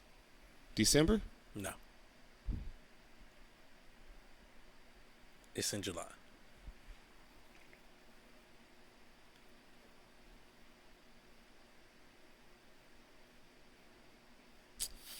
Fuck. I'm like, it's not Great Balls of Fire. Like, That's the second time we mentioned that pay-per-view. Right. It's just some random ass July pay-per-view because they didn't have a Great American Bash by then. It was gone. Fuck, what's July? No, July is usually Money in the Bank. Usually it's Money in the Bank. So now what, it is. What took over before that? In 2014, Backlash. No. Okay. No Way Out. Stomping Grounds. What the fuck else is all these stupid ass Fastlane? No. Fuck that. I'm getting pissed off because I know it's one of these little stupid ass fucking pay-per-views, blood. Yeah, that I literally went on a rant about earlier. Yes. Yes. It's just one of these little bullshit ass pay-per-views. In 2014, where it wasn't that, is it a Saudi show? No? Oh, they wasn't in Saudi yet by then. 2014 in fucking July. Where was this show at? I don't even care. I'm trying to think of what the other shows are. Backlash.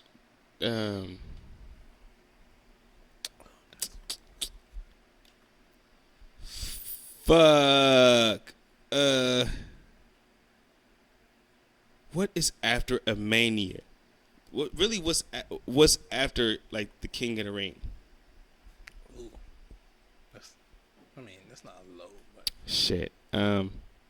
Fuck, blood. I'm about to just give up on it. Cause I can't think. Armageddon. Now that's December. Yo, how long is usually WWE pay-per-views? Like 3 hours, 3.5 nowadays, 4 hours. I quit. What is it? Battleground 2014. Oh fuck! It was in July, in Tampa. Yeah, I wouldn't have got that. I wouldn't have got that at all. In my head, I was like, he's getting. You said stomping ground. I was like, oh, he's gonna say it. It's gonna come out. Nah, hell nah. I was thinking of Capital Punishment too, like you said earlier. Like I was thinking of all them bullshit ass pay-per-views in between. I'm like, but because there's a moment in WWE where they had like they were just trying names. It was cool names, and then all of a sudden they was just like, let's try something different. And then every year they used to have a different bullshit ass name. Every fucking year. Capital Punishment. Or Great Balls of Fire would be that one. That's that 1 year. That year, I was like, "What the fuck, Great Balls of Fire? Like, why?" And it would never come back.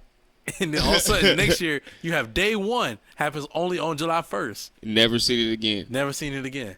Just random ass names that they be trying to throw out there and see if it'll stick. Like, no, it don't really stick. It doesn't stick. All the cool names are still out there, and we're giving all the rest of the good names are all going to NXT right now. Yeah, because it's like they taking all the names that was like old WCW names and shit. WCW names, ECW names. Or even old WWF names that worked in like the 90s. Like even No Mercy or No Way Out of something. They got No Mercy. Right now, going into No Mercy. Right now, during our recording, there's NXT Heatwave on right now. Oh, Heatwave. ECW. Oh, yeah. ECW. They had a Great American Bash. They had the Great American Bash. July. They had the In Your House. I like when they did the In Your House in the pandemic. Yeah. Because they had the little studio and shit, so it kind of looked like how it did back in the day. So I like that shit, but... Because, WWE, they have a whole warehouse full of shit that they don't use. Correct. So it's like, when you get a chance, like, why don't you just pull some of that stuff out? Just pull it out. Because they be bullshitting. And they don't like paying to transport this shit. Which I'm like, you got a fucking truck. Yeah. In my head, like, bro, if we gonna do one of those throwback Smackdown episodes, bring me that motherfucking fist. Don't give me that big ass fucking screen and just slap an old ass Smackdown logo on it. Give me that goddamn fist. Yeah, I agree with you. But the fist just, who knows if they can even find that motherfucker anymore. No, they have the fist. They pulled the fist out during the pandemic. What, during that little stupid show on A&E? No, it was during the John Cena versus Bray Wyatt match. They pulled the fist out. Damn, you remember that match? Yeah. I don't even remember that match at all, bro. They pulled out a bunch of shit. I remember the Styles match, and that's the only match I remember from that. Oh, and that long-ass, bullshit-ass Edge versus Randy Orton match. The greatest match ever. That long-ass piece of shit. At Backlash 2021. That was bullshit to the highest level. The greatest wrestling match ever. But yeah, let's move on. Yeah. So we said we're not going to talk too much about Raw and SmackDown too much this week, but there was one big notable thing that kind of happened on SmackDown. There was a match that transpired between Edge and Shamo. The only match I watched on that show. And I still didn't even watch the match. I watched the highlights on YouTube. But in the event, they had a pretty decent match from what I seen. And then after the match, kind of Edge got on the microphone and let the fans know that his contract is up at the end of September and that he might have wrestled his last match right there against Sheamus. So he had his wife and both his daughters there at ringside, which was kind of a telling sign that maybe that might be his last match for the company. But for you, do you feel like that's his last match? And if you do, how would you summarize Edge's career? Is that his last match? Selfishly, I want to say no. But then, in my head, I'm like, man, I truly don't want him to go to AEW. That's really my only thing. I'm like, man, I really, if he does have another match, please let it be in WWE. The problem is, if it's in WWE, it's kind of like he's fought everybody. There's not that many people he hasn't fought in WWE, but there's a lot of new people he could fight in AEW. I ain't seen him in LA Knight. I ain't seen him in Austin Theory. We ain't seen him in Drew. We ain't seen it. Yeah, we ain't never seen him versus Brock. There's still a batch of people that he could still face. Right. We never seen him versus Brock. Like, how that match never happened. Like, that'd be good to see. Like, but Jesus. My thing about it is, when he go to AEW, he's going to have a whole slew of new people and everything, right?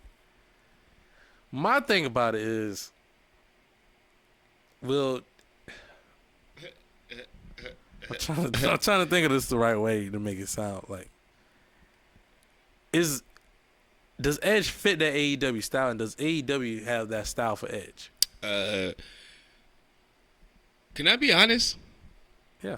I've never really liked Edge's in-ring matches. I never really cared for him. I think maybe the most I ever really did care is when he was like the ultimate rated R superstar when it first happened, like 05, 06. That I kind of cared about his matches a little bit, but then still they were a little boring. I cared about his matches when he was when he used to come out to Rob Zombie. When he was like when he just breaking out to. See, I didn't like him then. I thought his matches were boring as shit. That's when I liked him. Except for his matches when he teamed with Ray. Now the matches when he teamed with Ray, I thought those matches were fun. I think I was watching a match it was him versus Eddie Guerrero. So on his ascend up. Yeah, he's coming up. This is not like he's ready. Yeah, he wasn't really ready. No, we're talking about like he's just the Intercontinental Champion.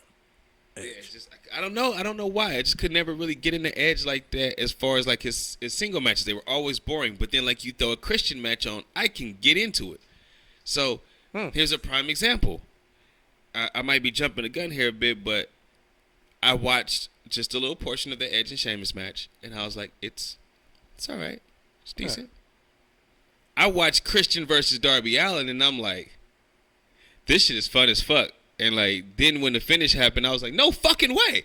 No, wait, was the belt on the line? Like, I started questioning shit. Like, I was that enthralled in the match. I don't remember. Well, I didn't watch Collision like that. I'm not gonna lie to you. So Collision's your show. Yeah. So, I only watched clips of it, but I don't know. I'm not gonna say I was a huge Edge fan, but I feel like I'm trying to think. His matches are kind of like John Cena matches for me, where I'm just like, man, they always have that big fight feel, where it's like, okay, I need to watch this match.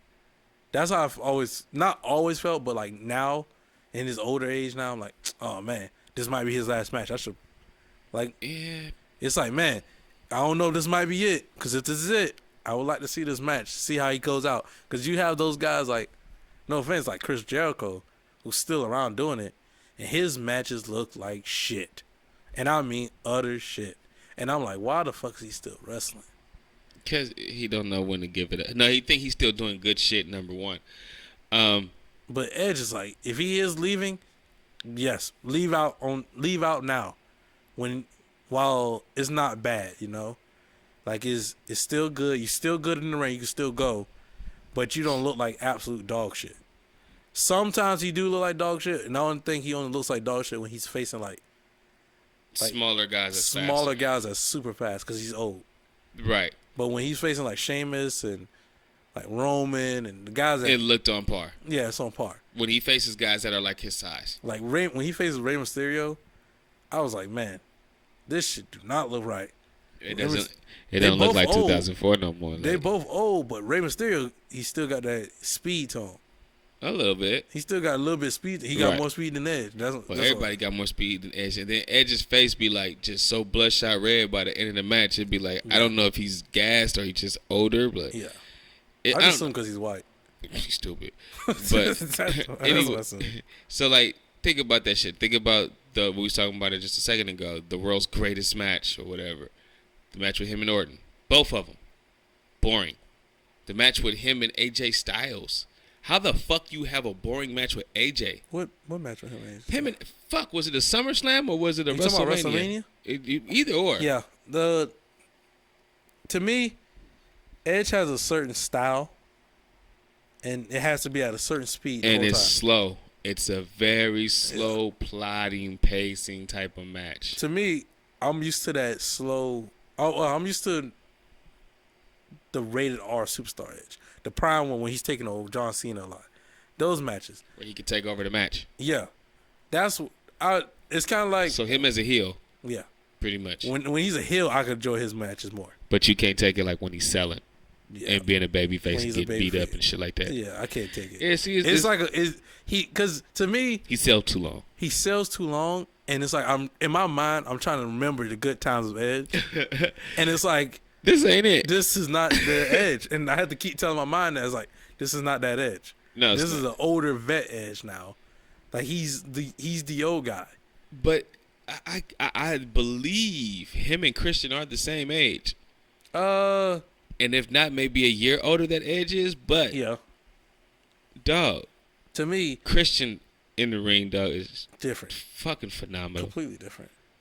And he doesn't have to do high flying shit anymore. Just the shit that he did, I'm just about to kind of put it on the big screen for us, but the shit that he did with Darby, I was like, no way. At 50 something, like, all right, Christian, like, still going. RVD looked slow and old in his match with Jungle Boy. Yeah.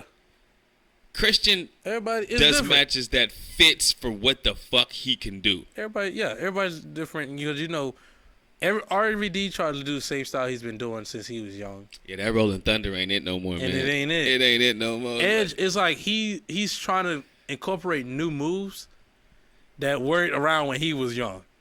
Like I think he did a Canadian Destroyer one time, and I was like, but fuck that, Dustin Rhodes. I don't like watching Dustin Rhodes in the ring at all. You don't? I don't.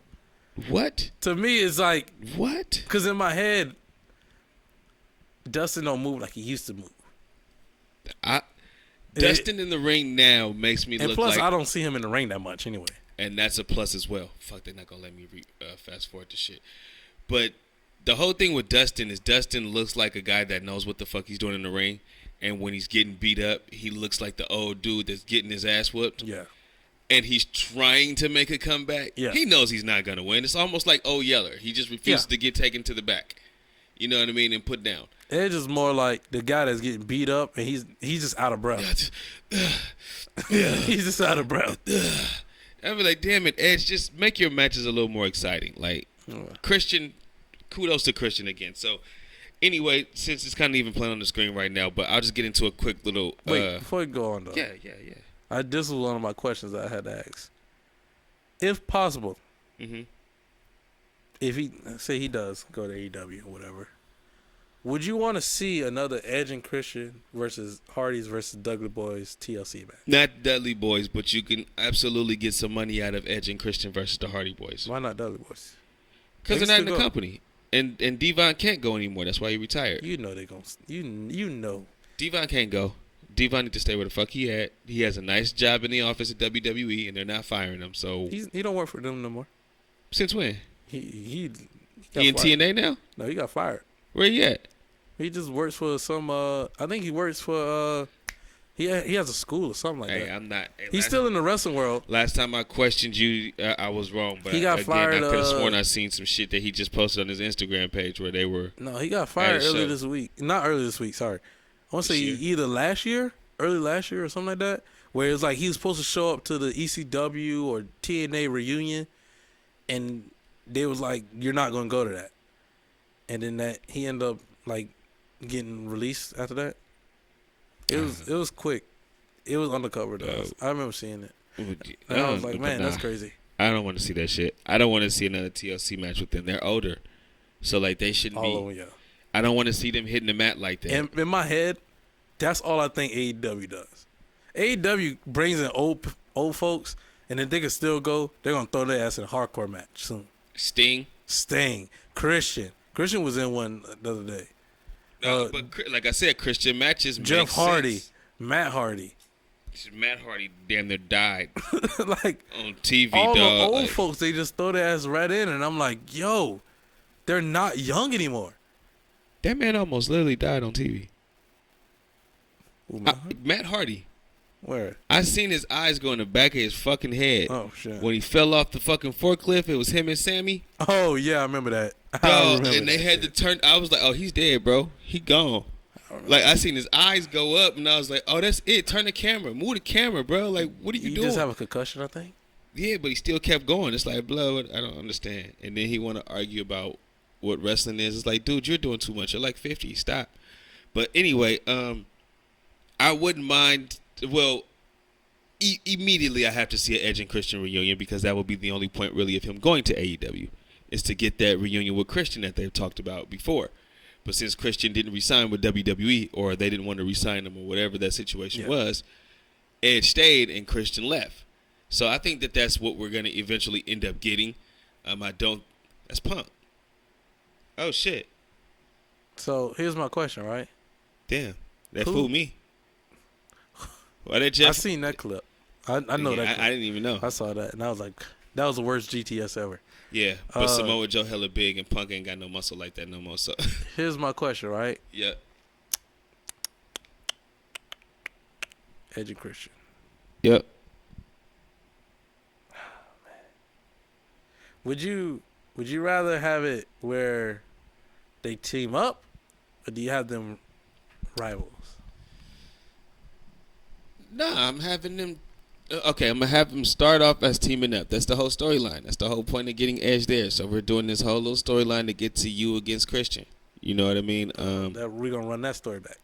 Yeah, why not? Yeah. I mean, what you think they do? I have no problem. I'm not against it. You start off with them trying to go after tag team titles. Hell, you might even let them win some tag team titles for like a month or so and then let them lose it quick. Don't let them hold it for a while. And then they lose it. And then it goes into Christian being like mad or being jealous about, Edge trying to again take the spotlight from me. Or it could be about whatever. Edge wins the Owen Hart title, the Owen Hart tournament. Hell no. And that's how it starts up. Hell no. It's got to be about them going after like the tag titles and Edge costing them the tag titles. No, I'm saying. I just thought we was going to take it back old school. I did take it back old school. I took it back to what we was just watching with the Owen Hart, Bret Hart thing. That's how they broke up. I'm not going to redo the same storyline that you did. AEW's going to redo it. Nah, do that shit different. You do that shit like Bret and Owens breakup because they used to be known as brothers anyway. So you do it as that. One wants the tag team title and the other is just happy to be back with his brother / best friend, however way you want to play it. Yeah. However way you want to do the story. And then once they lose the tag team title match because the other one either submitted or he lost the match, you have the heel guy get mad. How do you separate Christian from Luchasaurus? Do you have Luchasaurus attack Christian? Damn, I hate to just even take that away from them, bro. I like them together, so I wouldn't even want to take that away. So if I don't put them together first, they'll be first. But I just ultimately think the way you end it is with the beef, and you start them off as friends. But nah, I'm not taking Luchasaurus away from Christian. It works. You just have Edge you just introduce Edge with them. But that's just so AEW to do that. Oh no, not with them. Yeah, no, he just. But they would have to be against him. He just shows up backstage or some shit like that. Have to be against him. At All Out. Nah, I'm just playing. All In. Don't start, please. Right. Don't feed into don't feed the marks.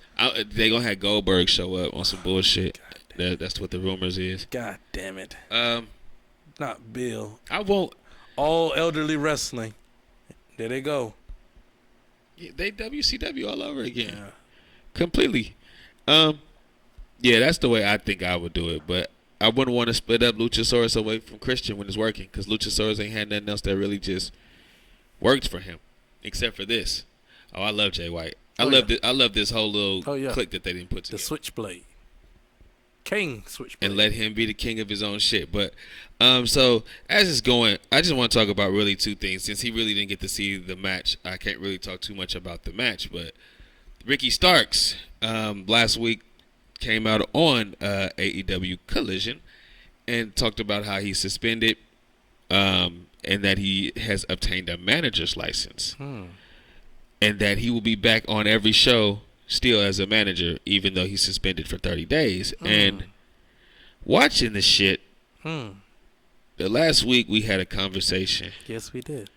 Where a motherfucker said... Who said it? A motherfucker that's sitting across the table from me or on the other side of the screen of people that's watching. Yeah, Mr. Green Screen said that, who knows, they might put him with somebody like fucking Big Bill or somebody like. Yeah, give him a muscle. You know, he got a manager's license, he got to use it. And then all of a sudden, next thing I know, who comes across your screen? Dalton Castle. Nah, even though he did make his Collision debut, but it was Big Bill. Big fucking coming Bill. Out with Ricky fucking Starks. Yes, it's kind of like they rehashed that same story. What storyline reminds this of you? What storyline comes to your mind? I think it was Shawn Michaels and Kevin Nash. I knew that's what he thought that this was supposed to be, but this ain't nothing like that. It's not like it, but that's what comes to mind. This ain't nothing like that. It's just, it is what it is, because I kind of understand it to a point where he gets to be the manager. It's almost like a Bobby Heenan type of thing, really, because he can't wrestle, so he has to be a manager. Or Raven. When he couldn't wrestle as Raven, he had to be Johnny Polo. Yeah. Kind of like that type of shit. So, but anyway, once the match going, it was a squash match. But the more the match kept going, and then after Big Bill won with the pinfall and kind of the 1, 2, 3, Ricky gets in the ring, but you look at the two pairing and it looks like it could fucking work. It could work perfectly. You just hate the name Big Bill. I just hate the fucking name It's a great look. Bill. Like, he has to change his name. Like, fuck. Bill Cassidy. Bill Cassidy. I'm fine with Bill Cassidy, God damn it. I'm mad that it's not Morsley.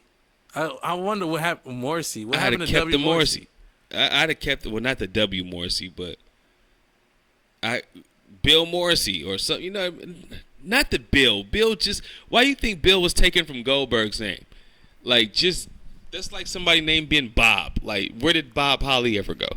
Big Bill. The only ever successful Bob was Bob Backlund. Bob Cousy, NBA player. I'm finna say that's who. But no, I mean, the name Bill is weird though. But I like that pairing. And to be named Big Bill, Ricky Starks with Big Bill, absolute Ricky Starks and Big Bill doesn't have a ring to it. It just don't. No. But if you give me a different name. I'll keep the big part. I'm okay with it. Or BB. Or with BB. It's Ricky Starks and BB.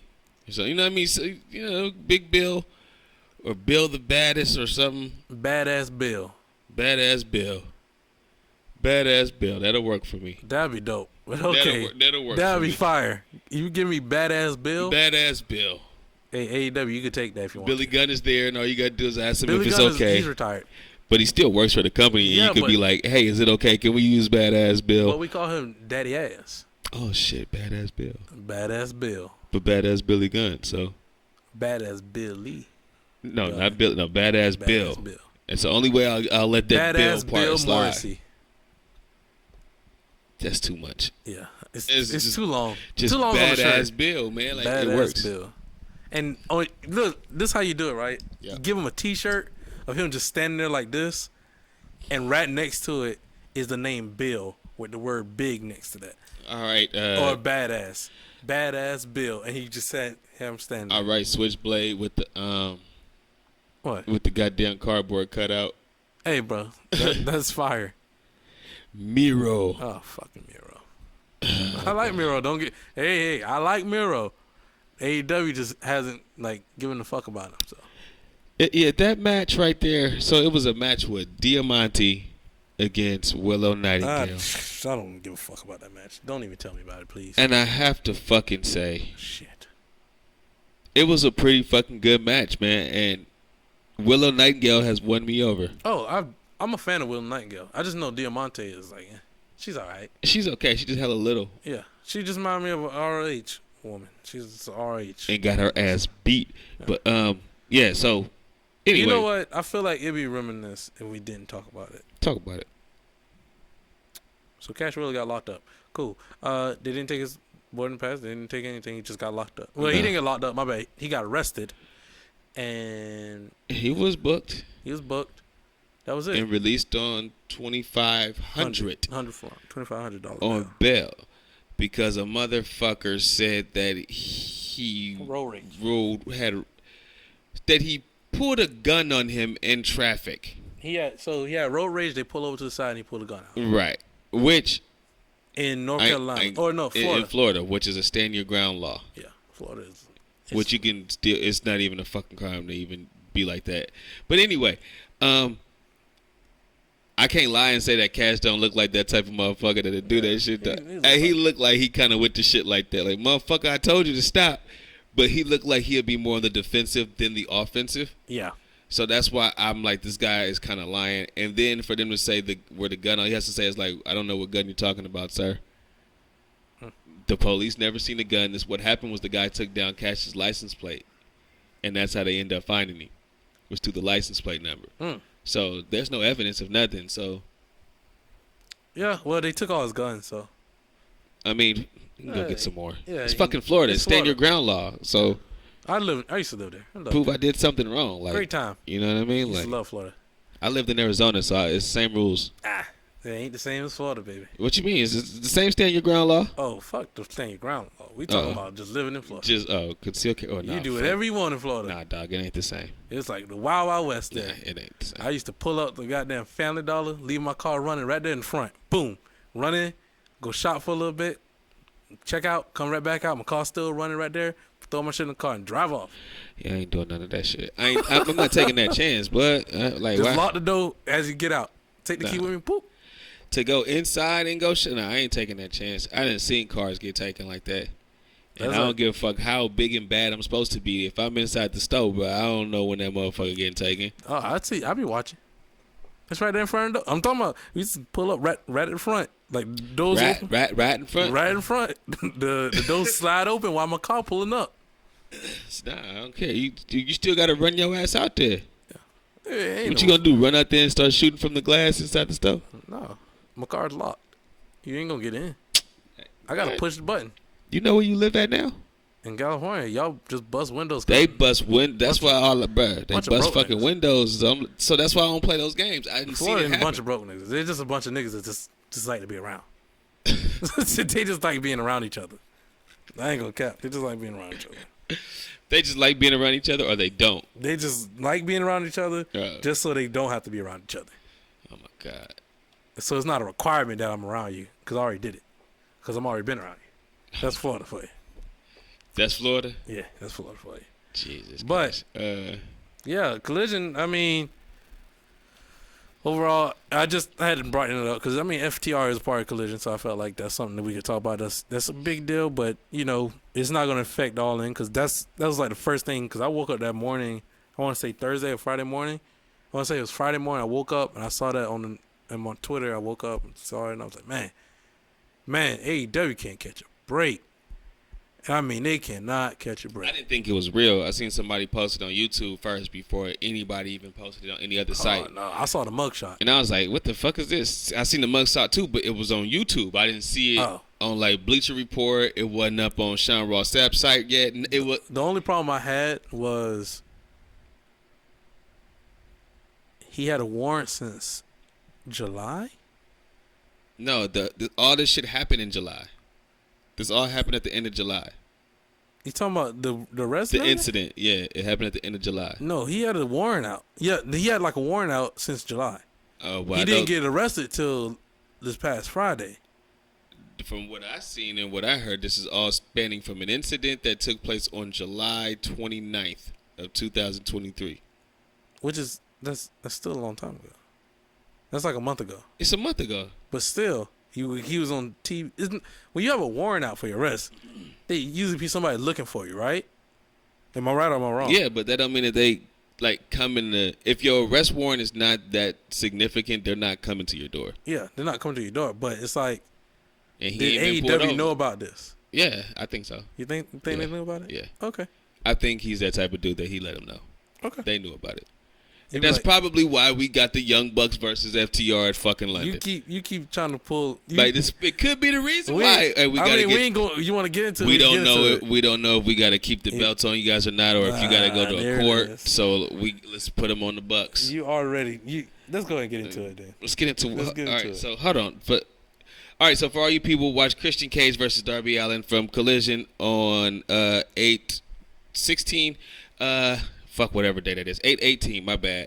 2023. Very good match. But going on to the Wembley card. I hate rushing through the show like that, but rushing through the show. What? I didn't want to rush. It was no rush. I mean, but what are you gonna do? You gonna give me every hold?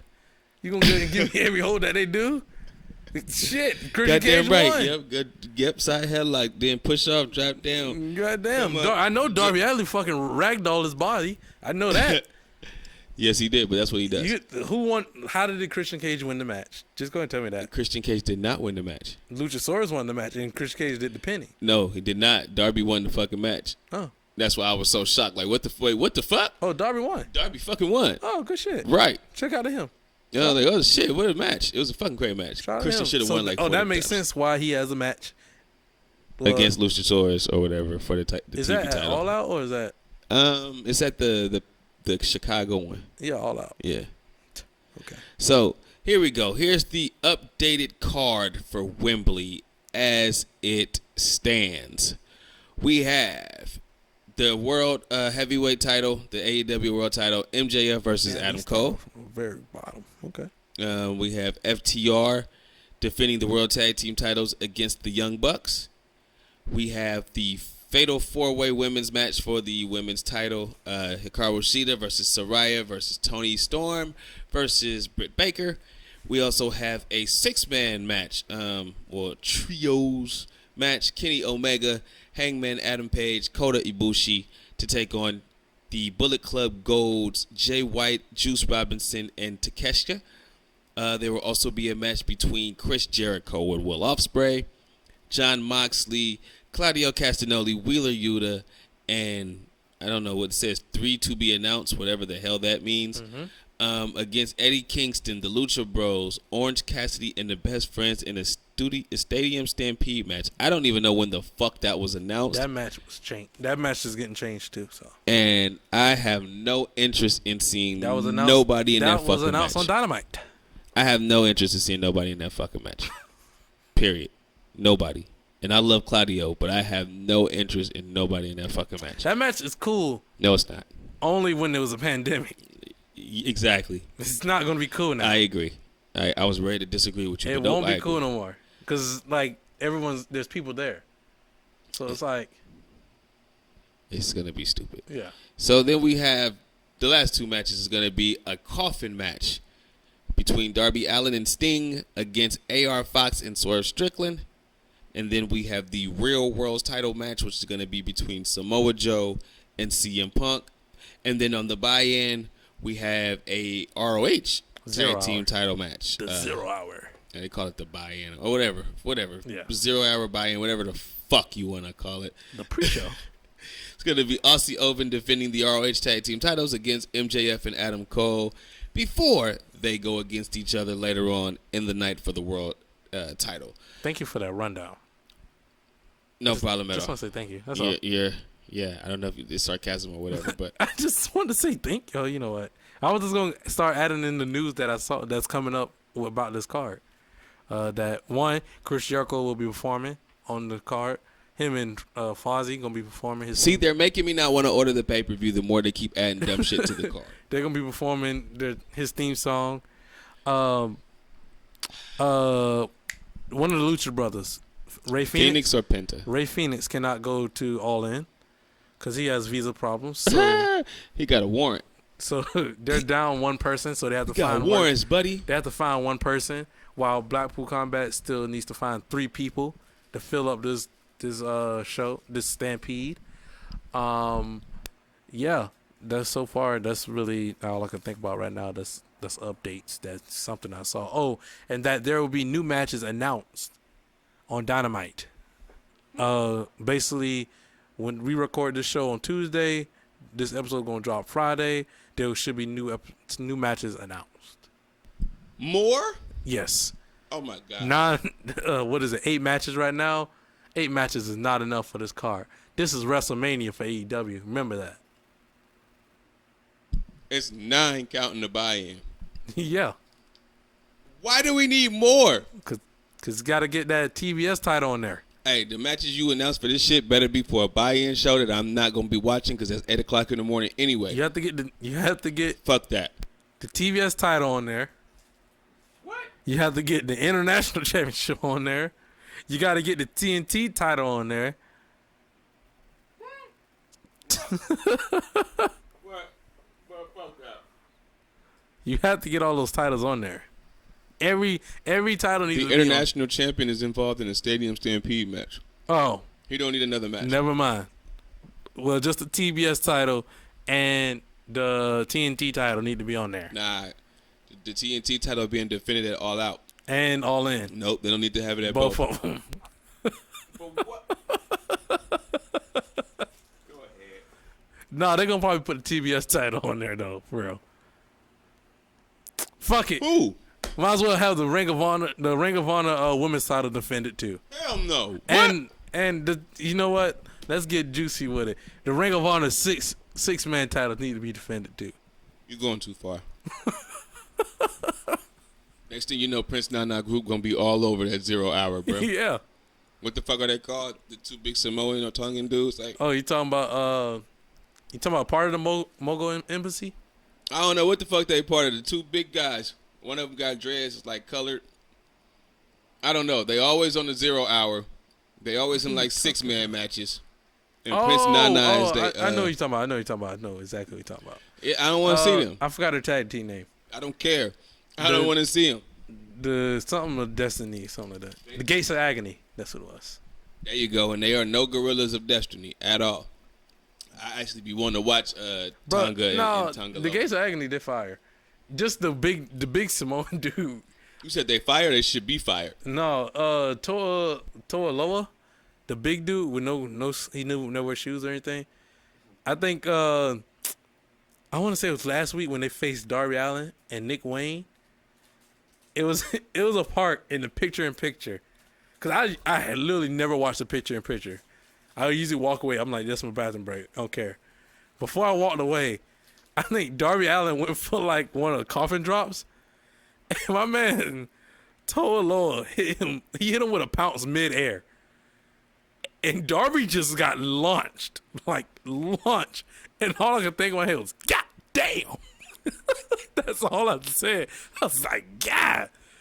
Like, Darby got hit so hard. Like, we don't seen Darby get thrown around. Did he get launched over the top rope, or was he just launched? Bro, I think he got launched into the ropes.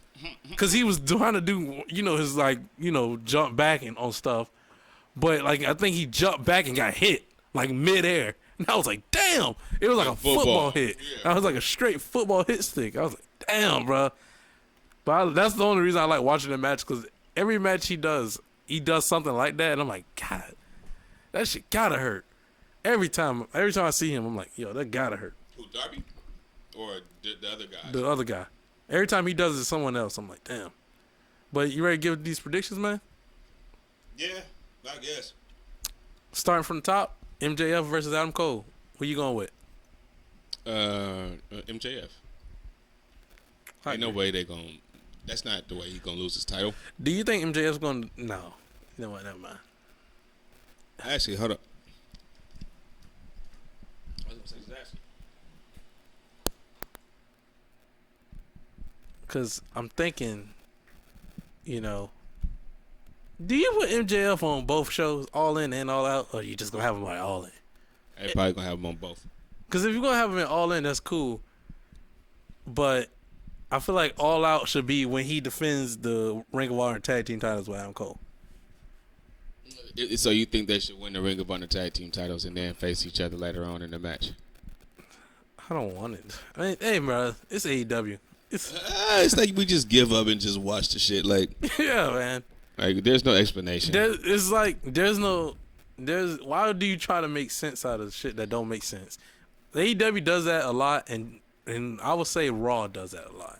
I won't put it on SmackDown and NXT, but Raw and AEW are basically the same fucking show. AEW Dynamite.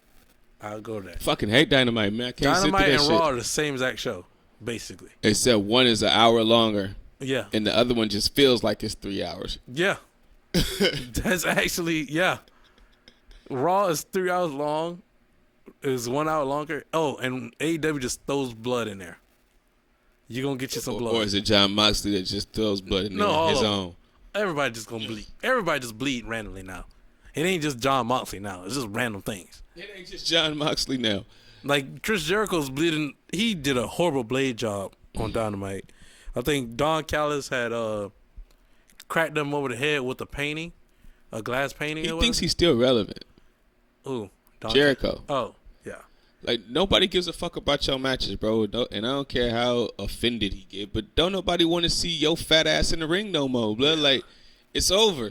Nobody wants. It's over. It's almost like watching Ric Flair in the ring. Like now, it's weird. It's not only weird. It's just like it's just the fact that he bladed himself and it looks so sloppy. Everything he does looks sloppy now. You can tell. Every time he do the lion salt, it looks sloppy. All the blading is in AEW. But it's not even just his blading. Like his lion salts look sloppy now. Oh yeah. Like you know what I mean? Like yeah. Most definitely. He damn near falls over when he be trying to do the goddamn Walls of Jericho now. Like, what? Yeah. Bro, like, maybe is it just time? Used to love Jericho, but it's just like now. It might be time. Now it's like I see it, dog. It's time to let that shit go. But we agree that MJF beats Adam Cole. Yeah. CM Punk versus Samoa Joe. Punk. Okay. So cool. you could lead at some point to Punk versus MJF. I feel like that's where we get Punk and MJF at All Out. In a ladder match. Nah, it's too fast to do that. Too fast? I know. I mean, it's way too fast for that. First of all, why the fuck did you? Well, if it's too fast, why the fuck did we put a pay-per-view a week later? Cause they stupid. Like why? It makes absolutely no sense. Or trying to be greedy at the same time. Like it's so dumb. It was so dumb. And thinking that people gonna pay for both pay-per-views, that's even more dumb. But yeah, at the end of the day, I'm going with Punk to win that one. Okay, Will Ospreay versus the Fozzy lead singer Chris Jericho. Wasn't we just? I'm going for Will Ospreay. I hope he hits his motherfucker with a nasty ass hitting blade. Is that back elbow? Yes. Yeah, bro. And I mean, I'm talking about a real one. Just light that motherfucker head up. Like, just let him know it's over, bro. Oh yeah, it's over. But yeah, I'm going for Ospreay. Put that motherfucker in the dirt. But does this make Ospreay a AEW guy? Is he gonna?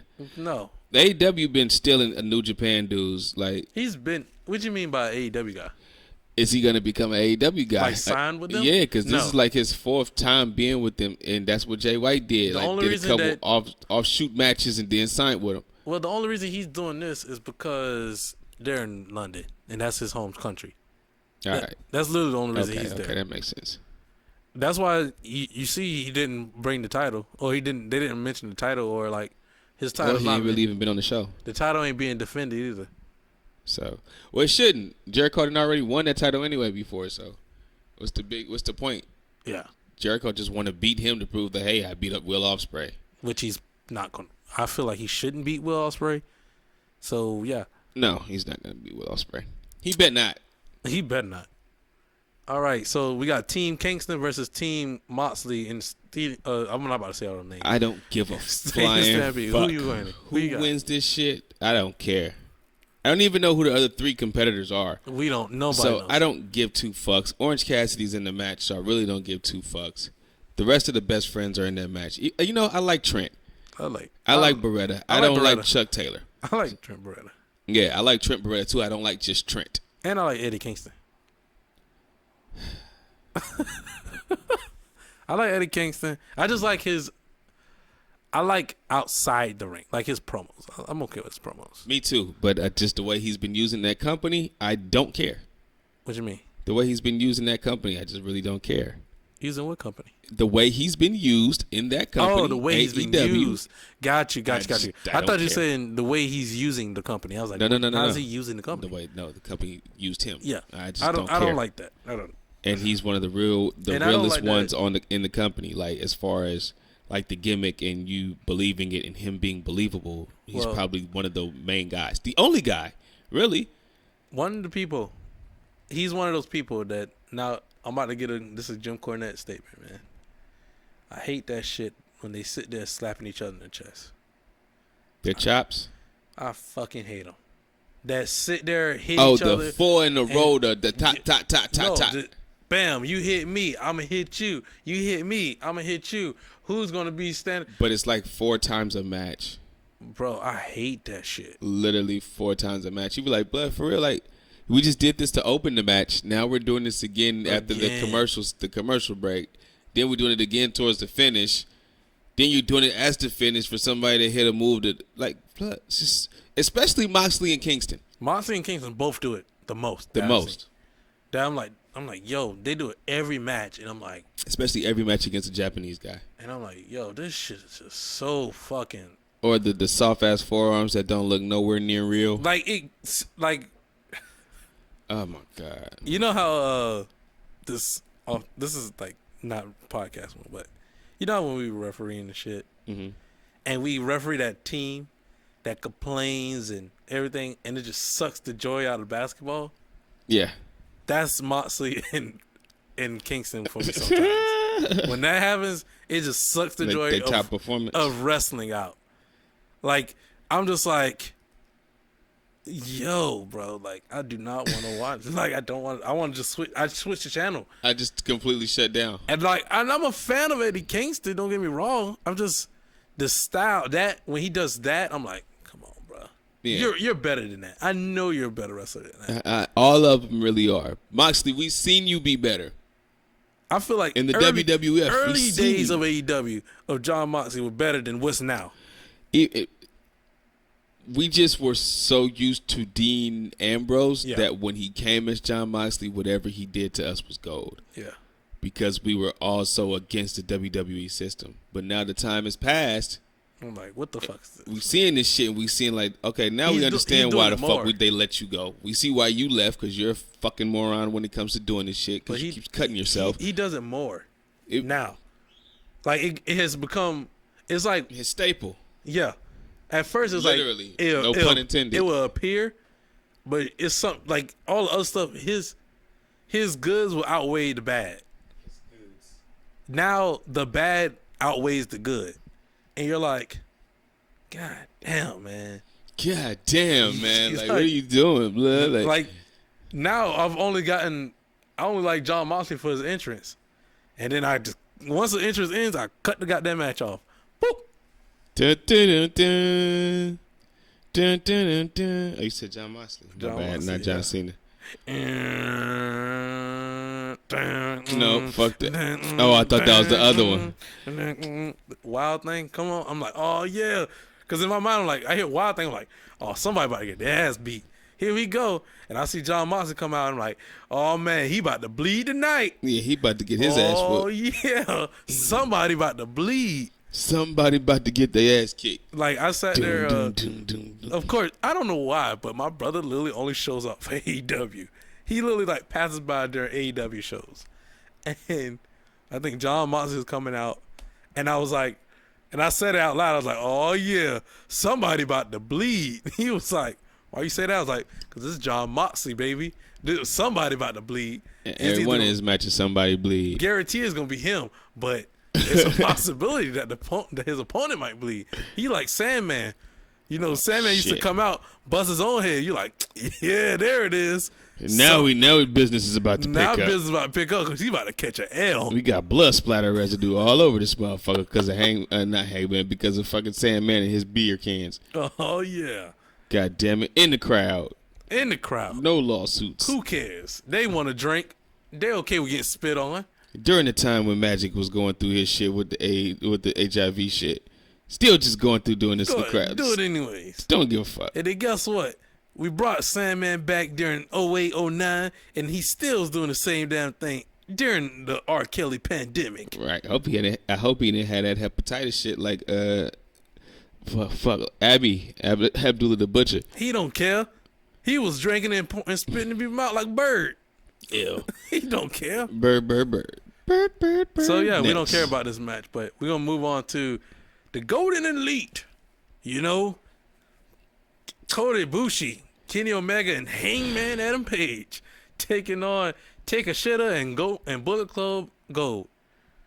Who you got? That do say take shitter.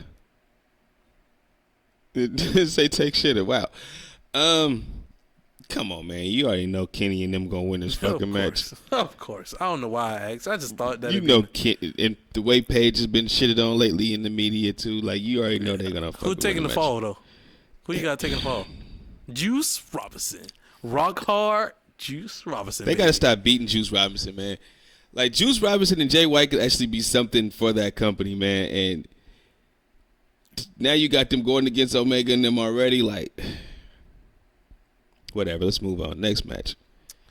The original Bullet Club wins. Well, the Golden Lovers with Paige wins. Yeah. Then we got Darby Allin and Sting versus the Mogul Embassy, AR Fox and Swerve Strickland in a coffin match. Well, seeing that Darby Allin pinned Christian Cage on Collision, which is leading to a TV title match after this, I don't see them losing. And the coffin match is Darby's specialty. Yeah. And Sting's in the match, which is a legend. So it kind of is like Sting don't lose. Yeah, not in those big matches on pay-per-view. So yeah, the winners will be Sting and Darby Allin, and AR Fox will get his first big shine ever. Can you run that back real quick? Nah. Okay, cool. What happened? I just wanted to show them setting up themselves while all this is going on. Like them sliding in position and everything. You know. Like when he first did a move, they were nowhere near each other. Then they slid over. Yeah. You know, it's a lot of that shit lately while the cameras be watching. I think AEW does it a lot more than WWE does it. Unless you're Charlotte Flair. Unless you're Charlotte fucking Flair. Oh, yeah, Charlotte does it. Yeah. She be inching. And the match, the triple threat match at SummerSlam. Asuka, move over. Move over. Bianca, look out for the legs. Look out for the knees. I'm like, Blush, shut up. Like, bro, we can hear you, bitch. You calling spots. Slap me. But when John Cena does it. Slap me. Now I get mad at Cena too. Oh. Drop down. All right, John go Cena for it. be full on. Slam. But I'll be like, Punch you know me. what? I can't hear him. I don't really hear him that much. But Cena's is not as bad as Charlotte Flair. Charlotte's is like literally every single spot. I haven't even been paying attention. What the fuck was that? I don't know. I don't even know who the fuck these big ass guys are. I don't have no idea who these guys is either, but All I know is the Golden Elite won. And yeah, of course the Golden Elite won. And wish they should. What the fuck? Is he drinking a water bottle? He's juicing up. Nigga, go to sleep. Slump mode. Yeet. All right. Anyway, all right. So match. yeah, Darby and Sting will win. All right, we got Sheeta versus Storm versus Saraya versus DMD. Can I say that this is another one of those matches I really don't give a fuck, and that I really wish that Toni Storm would win because I kind of like the little gimmick that she's been doing backstage. Yeah, but they're not gonna give her back the belt, so Sheeta will probably walk out and retain. I like how this is just something I noticed though. Yep. I like how Britt Baker was in the first Fatal 4-Way of All In. She's in the Fatal 4-Way now. We got who else? Kota Ibushi was in a 6-man tag on the first All In. He's on the 6-man tag this time again. Britt Baker was at the first All In? Yep. It was Britt Baker versus Chelsea Green versus Kylie Ray. No. I'm trying to think of her name. Who she's not blackball, but Tessa Blanchard. And there's another one, but it wasn't Kylie Emma? Ray. No. I thought it was Kylie Ray. To tell you the truth, because I didn't even know who she was at first. She was on the very beginning of it though. Kylie Ray was on the show, but I want to say she was in like in the Battle Royal or something like that. All right. Well, for sure. And then so it's not last match, but you got FTR versus the Young Bucks.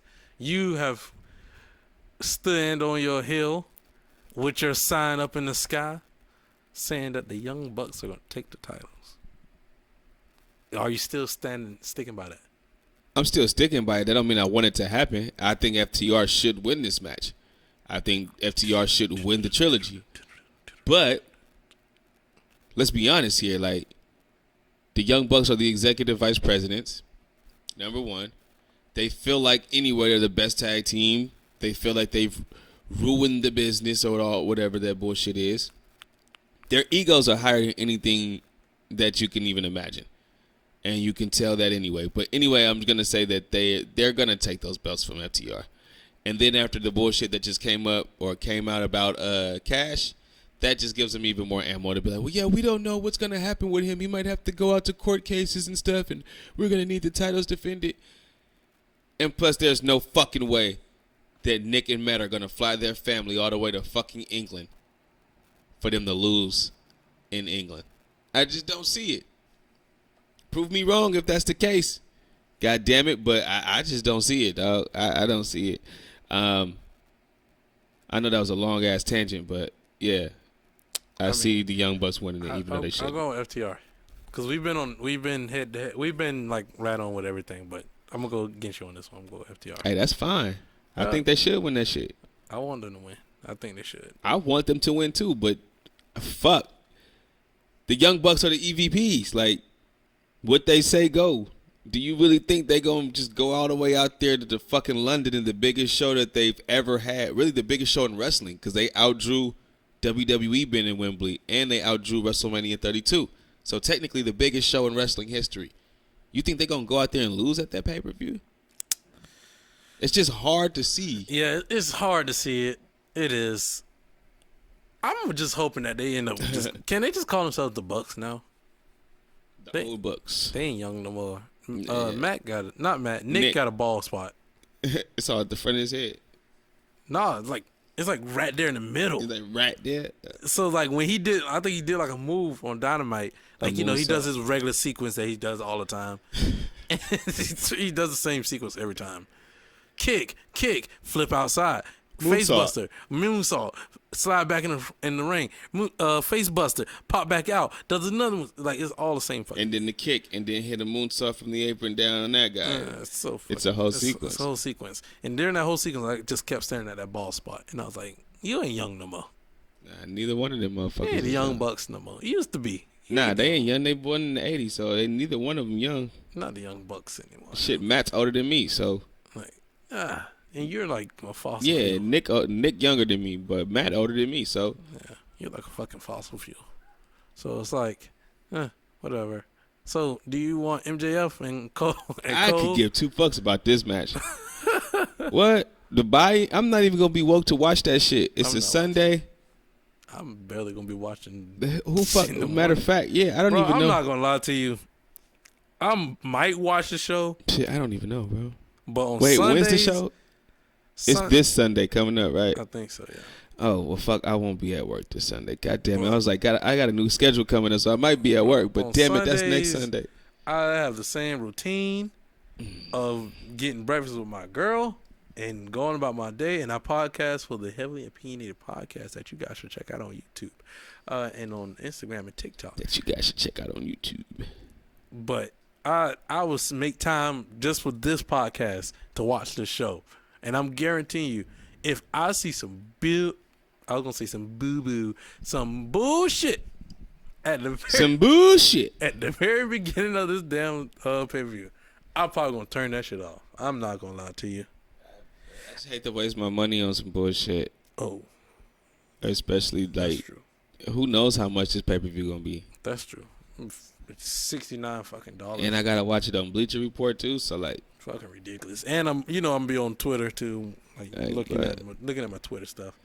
Nah, I'm gonna be chilling because we gonna be just coming home. I don't even know if we gotta work all day on Saturday or not, but Sunday is my chill day, so I don't. Sundays is my chill day. I don't want to be bullshitting with no whack ass. Especially during the daytime. During the morning. The fucking morning. I record on the Heavily Opinionated podcast at like 3. So if this shit takes up, this cuts into it right at the end. It cuts into it already. Nah, this is AEW, so they cut into that time. That pay-per-view gonna go like 8 hours.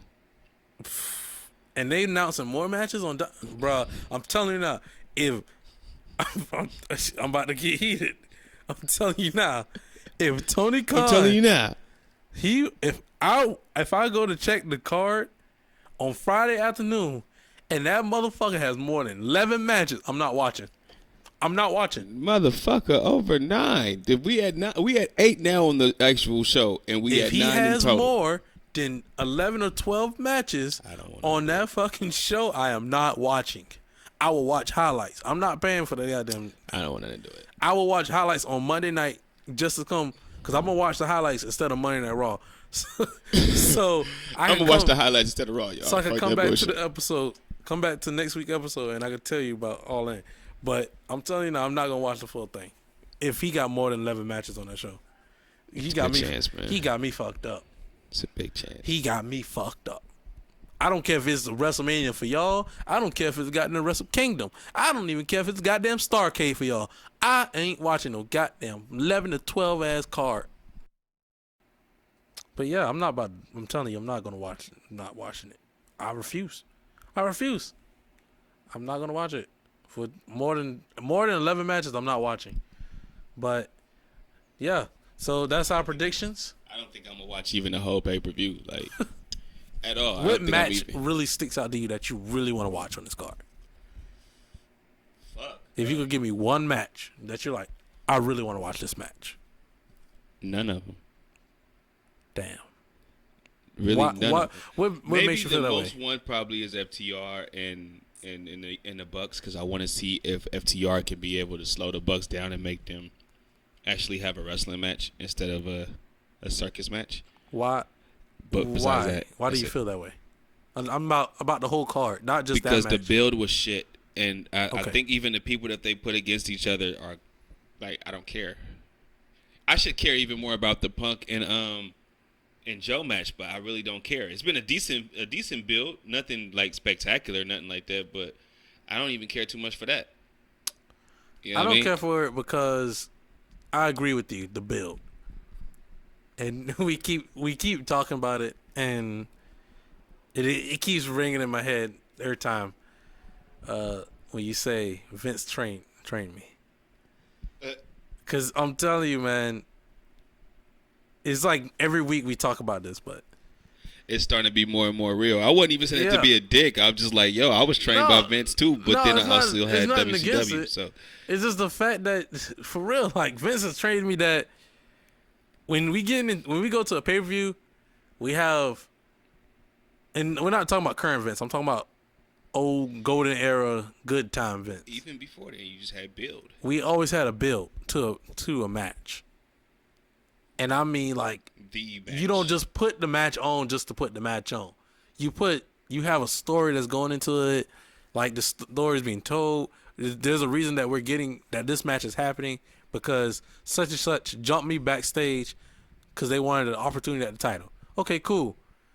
And then the rivalry just kept going back and forth from there. That's the story that we're going to go with. Cool.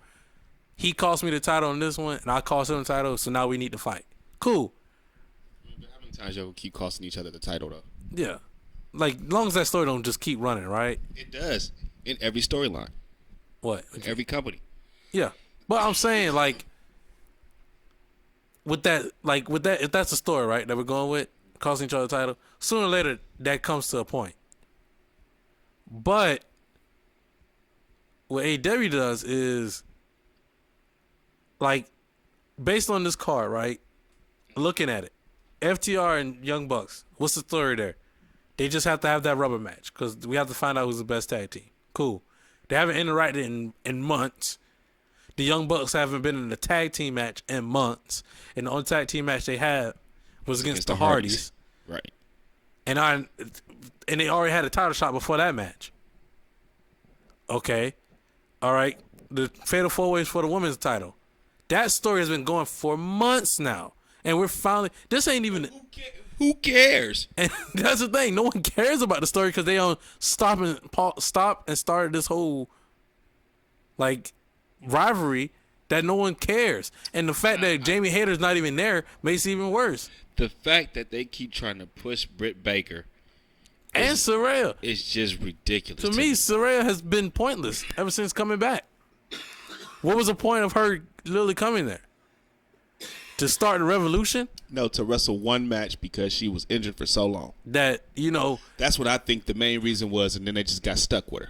And, you know, that WWE didn't let them wrestle. Okay, cool. We get it. Because if you haven't noticed, WWE actually gives a fuck about these people who's hurt. No, they give a fuck about not getting sued. That, too. That's what I'm saying. That's the part. Like they care about their business. They care about the business, and they understand, like, shit happens. Right. If some shit happens... It's on them. They're liable. Saraya, Daniel Bryan, they took a chance on Edge.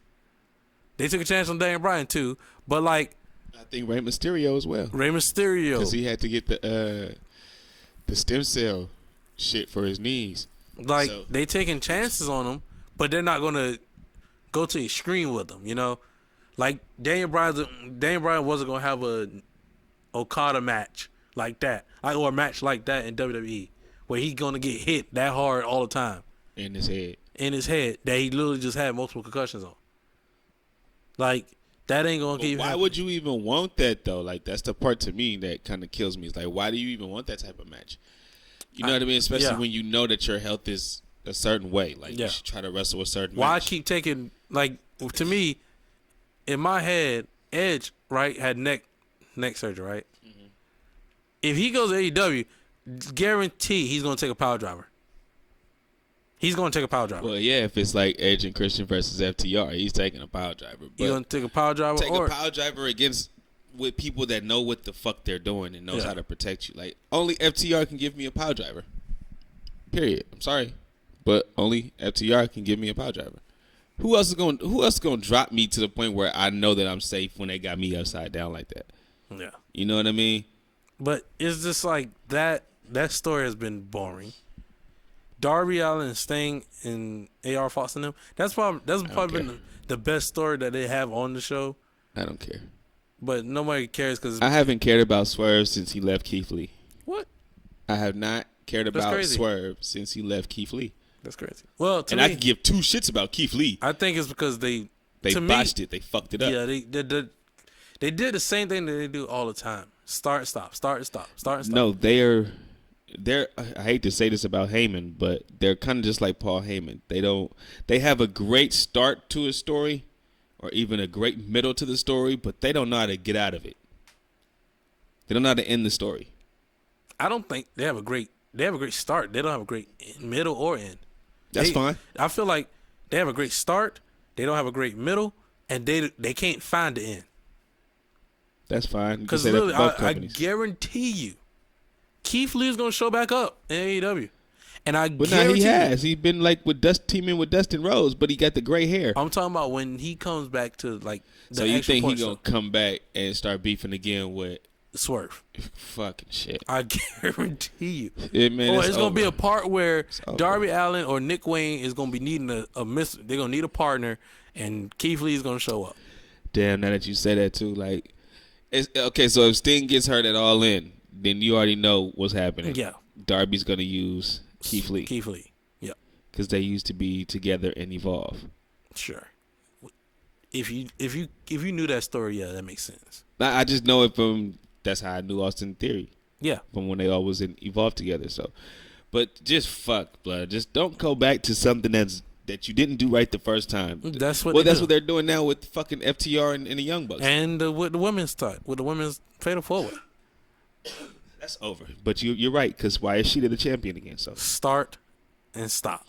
Britt Baker should be out of it. Toni Storm and stop. Who's kind of got a promo going right now on the big screen. She's kind of the best. She's got a gimmick now. She's kind of not like a gimmick, the best but female going. She actually has something going now. Yeah. Instead of just being a backup to Saraya and Ruby.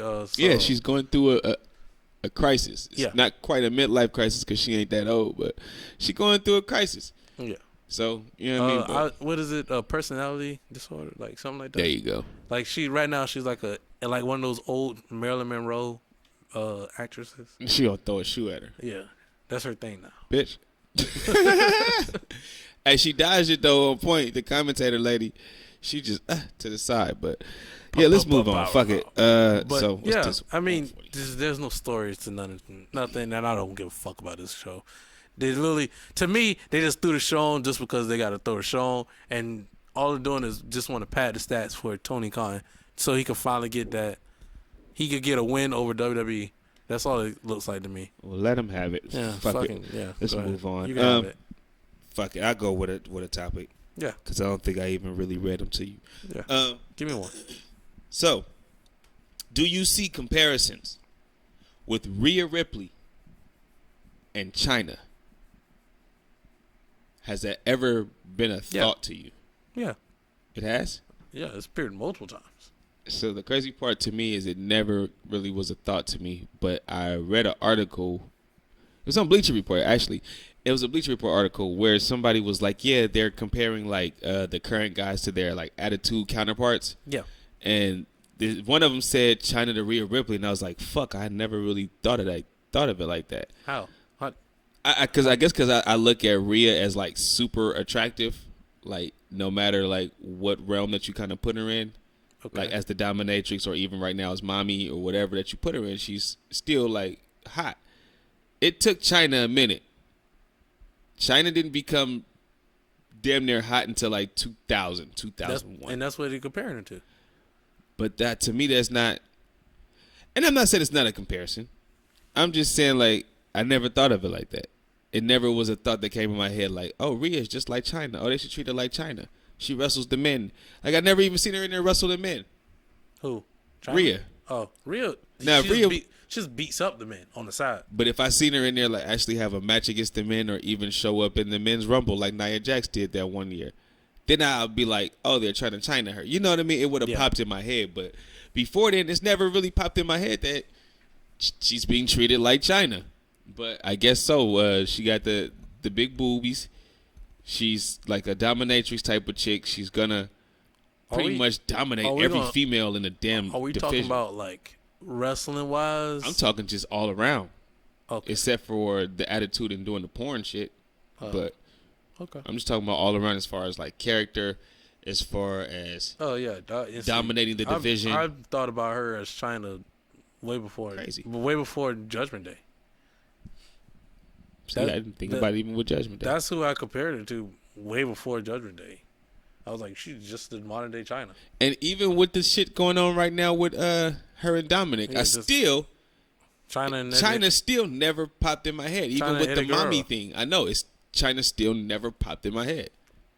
That's weird as shit, especially for me to be like an old school guy. Chyna still never popped in my head. To me, it just was like thinking about the whole time then. That Rhea is her own person and that the Dom thing is kind of reminiscent of Eddie Guerrero, but that's Dom. That's Dom doing that. Rhea is being Rhea Ripley. She's not playing no character to me. I feel like she's being her. I don't feel like she's in any way copying Chyna, resembles Chyna.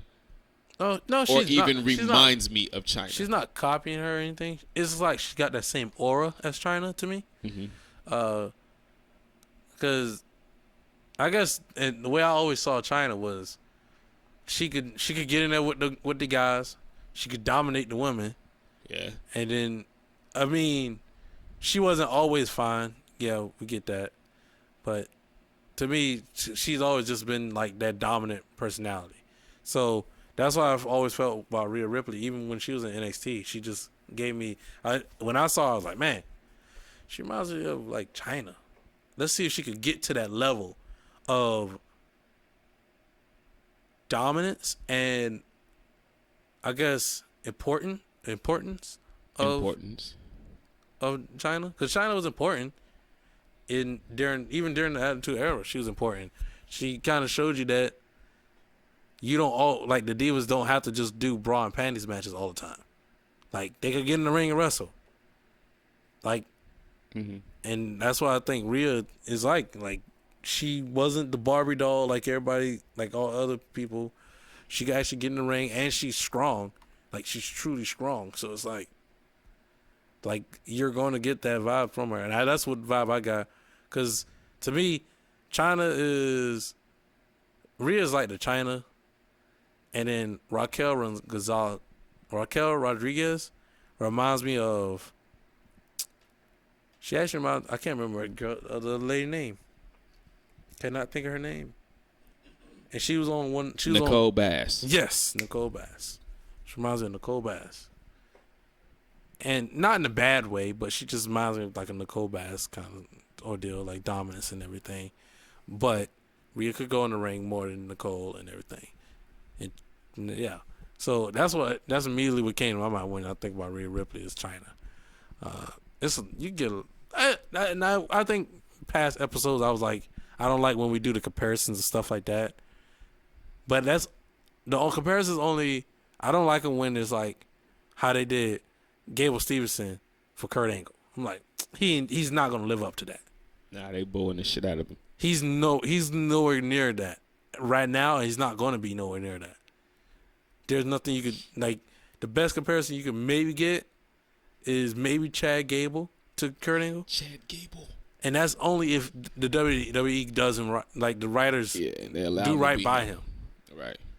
But other than that, the comparisons of, like, people like that, especially when they're rookies, like Gable Stevenson to Kurt Angle, like, come on, be for real. Like, be for real. Like, just like when they did that Parker Bordeaux to Brock Lesnar, I was like, the only reason fucking comparison. I was like, the only reason people are comparing that because he kind of looked like Brock Lesnar when Brock Lesnar was young. Nah, fuck all that. I don't see it.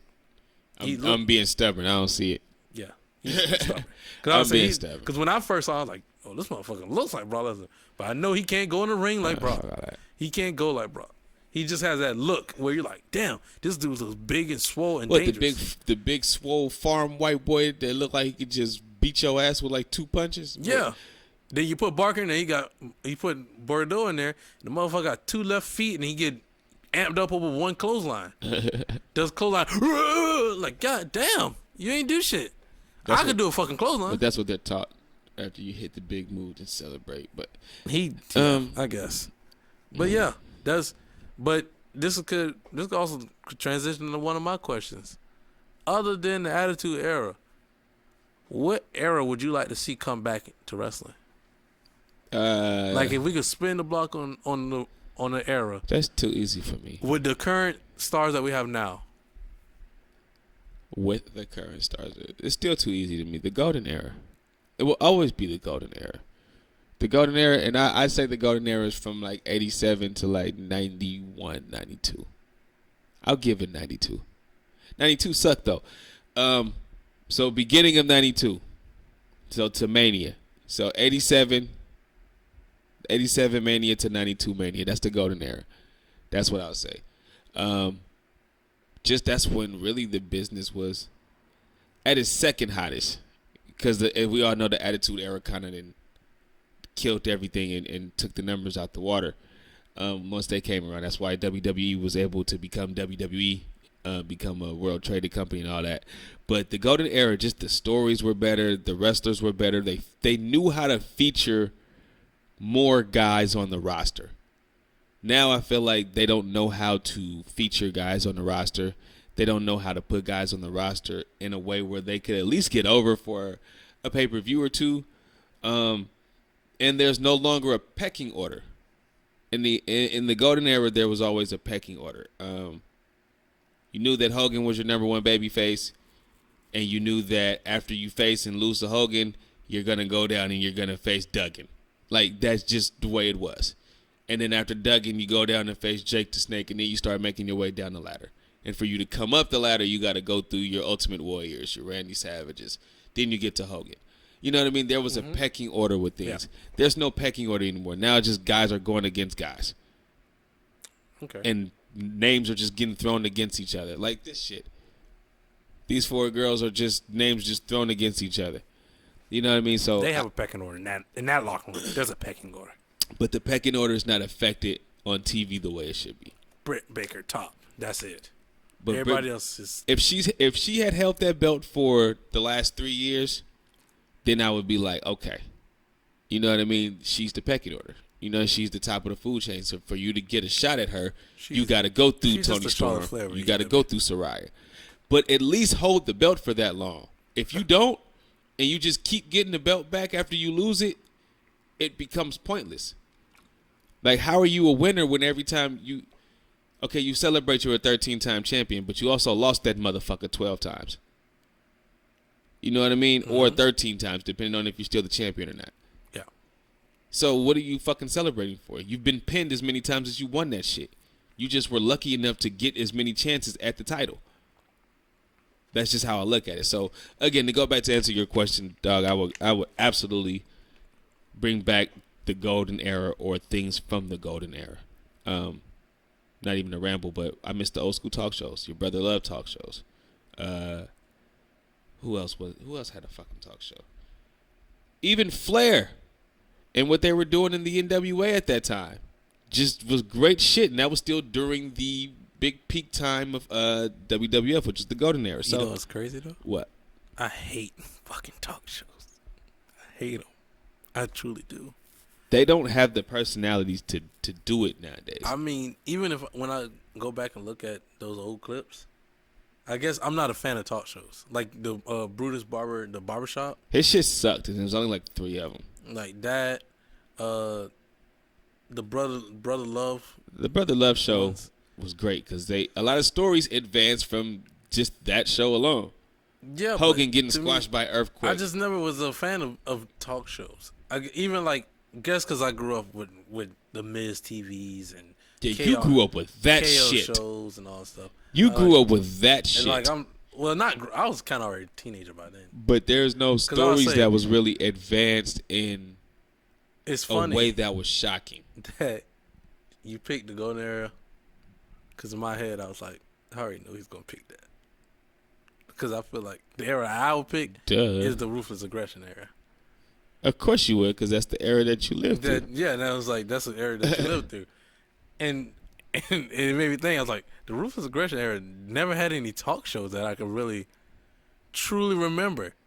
Other than the Jericho show, I guess, and I don't even remember what the name of that show was. Nah, Christian had one too.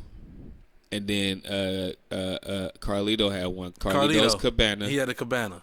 And Christian had the Peep Show. The Peep Show, Cabana, and then Chris Jericho had the highlight reel. Highlight reel, that's what it was. So there were. How long in your mind is the ruthless aggression era? 2002 to 2005? 2002 to 2000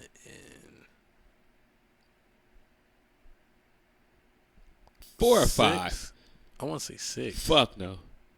Ruthless aggression era was over before 2006. No. Yeah. What was in 2006 then? And I'll tell you why. Bischoff was gone by 2005. Okay. And the whole ruthless aggression shit kind of started once he got there. Because that's when the shows got split. Yeah, the show got split. I'm trying to remember when Bischoff left. Or when Heyman left. When did Bischoff leave? 2005, I believe. 2005? Yeah, I'll go with that. Actually, I would say ruthless aggression ended once John Cena went to Raw. So that's 2005. 2005. Yeah, that's when it ended. Or once he won the title, it became a new era to me. No, when he went to Raw, that's when it was over for me. Because when he was still on SmackDown with the world title or WWE title, it was like, okay, he's the guy now. Cool. It still felt the same. Right. Then once he went to Raw, it was like something was off. Like he wasn't the same. He didn't have that same edge. He became cheesy. Yeah, he started to become cheesy. He became cheesy as shit. And they started. Yeah. That's when the boos started happening. Because at first he wasn't getting no boos on SmackDown. He was always getting cheered. Always. And as soon as he went to Raw, it was like the boos just like everybody started hating him immediately. Yeah. And it was like, I don't understand why, but he changed his shtick too. He wasn't really doing the same thing anymore. He wasn't a rapper his no more. His raps was whack. They tried it, but it was every now and then, and they weren't the same. He wasn't a rapper no more. He wasn't Chain Gang no more. And that's what killed him. And then like from there, it was like once he started that hustleology stuff, it was like it's over. It's all kiddie. Yeah. And he had to regain everybody's respect, and it took about 10 years to even fucking do that shit. So that period there, that's what I counted the ruthless aggression era. And the only reason I picked that, because when I thought about, because that's why I said with the current stars. Because I feel like, man, ruthless aggression era will work so perfectly with all the current stars that we have now. Because that's kind of what Collision reminds me of a little bit. What? Because you have that mixture of the old stars there, and you have the young. Well, no, young. you always look at any era. There's always the time where there's the old stars and the new stars there. It's like having your rookies and your veterans on the same team. But there's eras too where those old stars are like the top guys. That just happened. Like top guys. That just happened, and it used to be like that. Yeah. The old guys back then used to just be like the special attraction. Like Bruno was a special attraction going against Macho Man, but Hogan was the fucking champion. He was the guy. You know what I mean? And then later on, Brett was the guy, but they brought Bob Backlund back, but then it didn't work, so they turned him heel. You know what I mean? Then later on, the same thing with Hogan when they brought Hogan back in. Like, they didn't really think it was going to be anything big. Like the ruthless aggression era, it felt like Triple H, he wasn't old, but and ruthless aggression, hell no, he was still young. He was still young, but he felt like the older guy when you put him up with those like the RVDs and Jeff Hardys. He had just been there the longest. Yeah, he's just been there the longest. That's what. Okay, I'll fix that. His seniority. Yeah. Was at the top of the charts at that time. Yeah. He was no longer the baby guy that was Hunter Hearst Helmsley. Now he's the top guy. He's the top guy. He's the top guy. Even and he worked his way up. On SmackDown, like Kurt Angle, he just happened to be there longer than everybody else. He wasn't the old guy. Kurt really wasn't even there longer than everybody else. Oh yeah, he was. Yes, he was. He was longer than everybody else. There. I was gonna say he wasn't there longer than Benoit and Eddie. I guess you give it to. They came around the same Edge. time. No. Him and Edge came around the same time. Now, Edge came 98, 97. He had his tryout 97, got there 98. And Kurt was what? 99. Yeah, I guess. If you really want to give it to Edge, you can, but yeah, you could. But to me, to Edge or Christian? No, Christian was on Raw by that time. Oh, okay. He was on Raw at the time. And Taker? He was playing as the un-Americans. Taker, he was on Raw, but Taker ended up switching that year. Switching to SmackDown when he got buried alive. When he did his Buried Alive, that's when he finally came. It was before. Because the Buried Alive was actually a SmackDown pay-per-view. Yeah. When he got buried alive. That's when he Vince. became babyface. He came back to babyface. He came back. Fuck. It was the shit with Brock that made him go back to being a babyface. Yeah, that's what I'm saying. Now, after that was the Buried Alive. Yeah. Because he also did that Nathan Jones fucking pay-per-view with the WrestleMania. Now he didn't even show up. Yeah, Nathan Jones showed up to the very end. Oh, did he even show up at the... Okay, I remember him being in the back, and I was like, they can't use his ass. They attacked him. That was a go. That was the storyline. Big Show in Albert. Yeah, they attacked him before the pay-per-view. So Nathan Jones was going to be there, and Undertaker had to do a handicap match. All by himself. Until Nathan Jones shows up at the very end and fucking sweats. And does some fucking little spin kick. And that's it. Shit. Yeah, okay. So, yeah, man, that's why I said Ruthless Aggression area with this current roster. Because in my head, I'm like, man, like, you could have those up-and-coming guys mixed in with those more senior, wouldn't say old, but more senior. Right. like, and you had those appearance of the older guys like Hulk Hogan that appeared, special attractions like Hulk Hogan. It'd be more backstage scenes. Yeah, they weren't now. And I would say back even at Ruthless Aggression when you had like Dusty Rhodes and them, they only was backstage. I don't remember Dusty at all during the Ruthless Aggression. No, I'm just saying. Yeah, like, guys like that, like they'll be having them like backstage for like the reunion show. Or something. Nah, I mean just like the backstage segments in general. So say like, all right, here's a prime example on SmackDown during that time. A lot of the segments you were getting in the back was Vince and Sable or Vince and Stephanie or Stephanie and Paul Heyman. Like those were the segments on SmackDown you were getting in the back. On Raw, you would get a lot of like Cena in the back talk or the bullshit we seen with Shawn Michaels and Rob Van Dam get into a slapping contest in the back and like a little segment. You get a lot of those. And I think that probably would work now But AEW would do it to death. Yeah. If it was them. They would do that shit to fucking death. And I don't know what it is, but this just might be me. But every time they do a backstage segment, it reminds me of a reality TV show. A fake reality TV It's show. just like, yo. You know, I don't believe nothing you saying right now, and it's about to be a fight. Yeah. I just don't believe anything. Like, in my head, like, I could watch Raw, and it'd be like Byron Saxton doing an interview, and all of a sudden he's like, hold on. Saxton. He'd be like, hold on, wait, there's something going on back there. And I'm like, oh shit. Well, I'm sitting there like, what the fuck going on back there? What the fuck going on back there? Let me follow you, Byron. I need to know, because this is news. It's like WWE gives me like a news setup. Like, you know how, like, when you're watching the news and they be like, let's cut to Jackson in the field, and he's like, man, the hurricane's crazy, and I'm gonna send it back to you. That's how WWE gives me. AEW gives me like, let's cut to this scene of the reality show real quick. It's Nick Jackson and Matt Jackson. Hey, whatever your name is the camera on? That shit like that. I'm like, right. I'm like, oh, this shit. God, this bullshit. Yeah, this is so pre-fucking taped. Come on, follow us back here. Yeah, it's like pre-taped like a motherfucker. God damn. Like, yo. It's the Young Bucks, man. Yeah, I knew I shouldn't use them. That shit, arch nemesis. Match was great. But yeah, that's what I'll go there. What era would you put like the Teddy Long SmackDown? What era is that? Fuck, when was his SmackDown? 06 to 08? 06 to 09? That's why I put 06, 07. Because in my head, I think about that. Nah, that ain't Ruthless Aggression. That's just, that's unnamed. Is it? That's unnamed, because then after that is the HD era. So I think it's the PG era. Nah, that ain't PG era yet. PG era is the HD era. 2008, that's 2009. Really PG. That's why, to me, I call that the HD era because everything just looks so different. And I was like, yeah, I like this. The TV screen is bigger. That's why I gotta figure. I would say Ruthless Aggression era, but I gotta figure out when it really ends. Man, that shit ended 05, bro. Like, fuck that.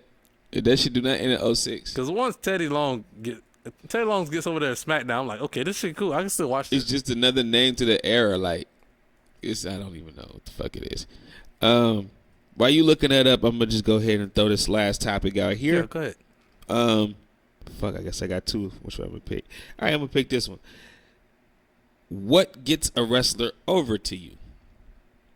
Is it the entrance, the look, the in-ring, the character, the story, the opponents, the realism, all of the above? All of the above? I would say all of the above for me.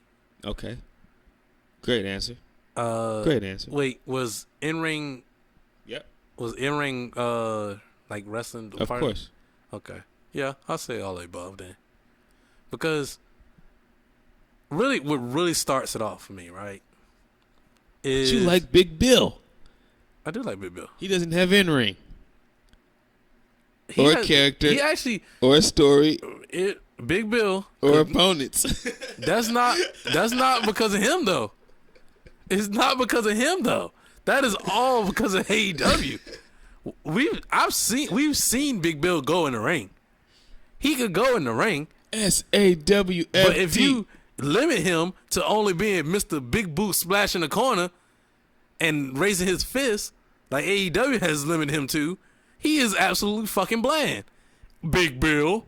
Big Bill. With the most generated ass name. Fucking man. Like, you stripped him down to bare nothing. So that's why you have to give him a Ricky Starks to save his career. Big Bill. Because literally, that's what it is. So I don't know what more do you want? Because literally, that's how it happens. So, like, for me, it starts more for the presentation. Okay. So if you know, just example, right? Mm-hmm. I'm gonna use Becky Lynch. We'll go with Becky Lynch. All right. If Becky Lynch, if her promo package is about her being the best and showing how she wants to be the best and how she could go in the ring, okay, I take it. Cool. She comes out and she does a fucking Irish jig or some bullshit. Fuck is an Irish jig? Like the Irish dance. Oh, okay. So stuff like that. I didn't want to disrespect that. I didn't know. No, that's usually what they call it. I'm pretty sure that's the name of it. If she comes out doing that, I'm like, what the fuck is this? She just talked about being the best, and she doing that. Now, I can't take you serious doing that. But if she comes out like the man, like dressed, I think the best attire that I've seen Becky Lynch in was the Kill Bill jumpsuit. She comes out in that. She don't do that weird ass stand there like a weirdo, but she comes out, walks out like she cool. Smoke goes out, hands up, whatever, cool. When she first started the man, that's when that was probably the best presentation for me, Becky Lynch. I was like, okay, she cool, badass. Got in the ring, she could do her thing. Cool, I'm down for that. Fully, I'm invested now. She might need to work on the promos. Whatever, we work on it. Her promos were better back then. I don't know what she did different now. But her promos way better when she was the man. Cool. Confidence shows. It's oozing. It's oozing out of her pores. It's showing onto the screen. She's confident. She believes in this character. She believes in herself. I could get behind that. Now I can switch this to Austin Theory. What the fuck is Austin Theory's purpose? I don't fucking know. Bro, I don't even know where the fuck you just went with this whole little soliloquy, and then you brought up Austin Theory. I was with you with the Becky Lynch shit, then you brought up Austin Theory. I'm about to tie it in. I'm like, in. wait a minute. What the fuck now? I'm going to tie it in. Austin Theory. He has... We don't know what his fucking purpose is. His entrance is... It's about me. It's my time. A-Town down. A-Town down. That's all I fucking hear. Okay. What the fuck does that got to do? What does that even mean? What does that have to do with anything? It has no rhythm and no rhyme. You're just out there. Baby oiled down to the gods for no reason. Just to be out there. He's just a wrestler, I guess. Yeah, I guess. Or he's just a dude that could wrestle. Like, that's shit like that makes me not, I don't care. I don't care. You give him a story, okay. I'm like that whole story leading up to the John Cena match, fully invested. But I wasn't. I was like, okay. I was like, that was disrespectful. I was like, he wants to erase John Cena. He wants to. You can't erase John Cena. I get it. But the story is, his time is now. John Cena era is gone. There's no more John Cena. It's about me. There is no about you, my dude. Don't nobody give a fuck about you. That's the thing. So it's not about you. It's what happened after is what makes me go, I don't give a fuck. It was what happened during when Cena beat him down with that promo. It was like that first promo hurt him. I was like, oh fuck. All right, well yeah. Now I don't see shit in you anymore because he don't see shit in you. He don't see shit in you, but I kept saying I want to see how he bounced back from that promo. And he never did. To you, he didn't. To me, he did. You think he did? To me, those D.I.D. He did. As of if, how can I put this? If this is the bar, right? John Cena fucking won the whole entire thing, right? With that promo. And then, Austin Theory promos kind of chipped away back at it. Because, John Cena's not there. So, Austin Theory's chipping back at it. But once the match ends, I'm like, John Cena might have been fucking right, dude. Because he was. God I'm damn like, it. God damn, man. You ain't got nothing. The match was boring. And WWE didn't help it. The WWE creators didn't help by not having him on because that didn't help him at all. Because then that made him look even more useless and more worthless. Because clearly we're over here displaying Gunther every week, giving him a video package. Motherfucker's been around for almost a year now. And we got a video package for Gunther, how dominant he is. Austin Theory. There's no fucking comparison with Gunther and Austin Theory. You get nothing. We acting like Austin Theory can't go in the ring. No, we're acting like Austin Theory has had this big ass build of a character for the past 4 or 5 years, like Gunther has had. That's the thing. That's what I'm saying. It's just been this guy with a fucking cell phone that's always taking selfies, and that's just really been it. Yeah, I'm agreeing with you.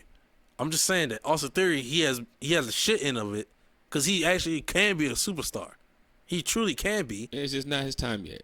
It might not be his time. It's not his time yet. If it was his time, he would have took advantage of that shit during the Cena program, and none of that shit came out good. Whether it was Cena just being a dick and didn't want to do it, or it was whether him not having the ideas to come up with. But he didn't take off the way he should have. Yeah. It's a Cena match, goddammit. Like, who the fuck else had matches with Cena and didn't take off? I guess Even Roman did when he was getting booed out the fucking buildings.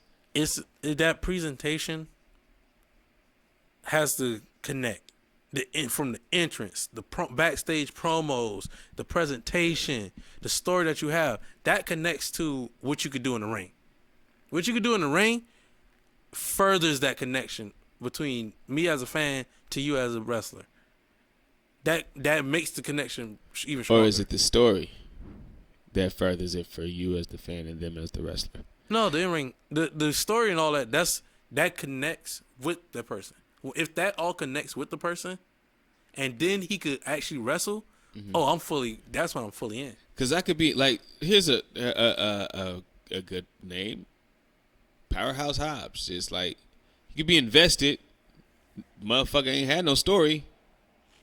Ain't been no stories. I mean, but you could be invested because he got to look. He has the not really the entrance, but the in-ring is there as far as for him being a big man. The character is kind of there, and the realism is there. But he hasn't had the opponents. He hasn't had the story.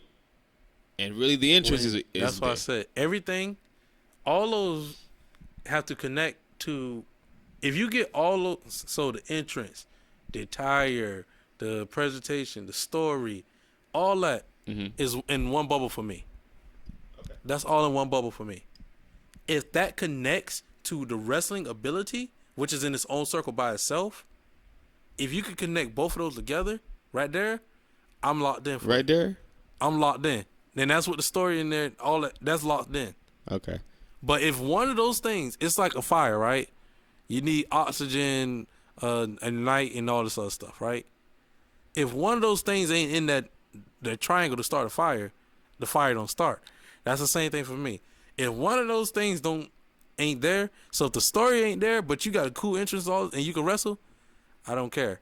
If you ain't got a good entrance, but you got a cool story and everything, I'm not going to be fully invested because I'm like, I need to see you come out to the ring for me to believe in you. Like, all these things connect to the wrestling ability. Wrestling ability is all by itself because it's cool and all when you could talk on the mic, you can make a cool entrance, you look cool, you could look like Ricky Starks coming out there, talking on the mic like Ricky Starks.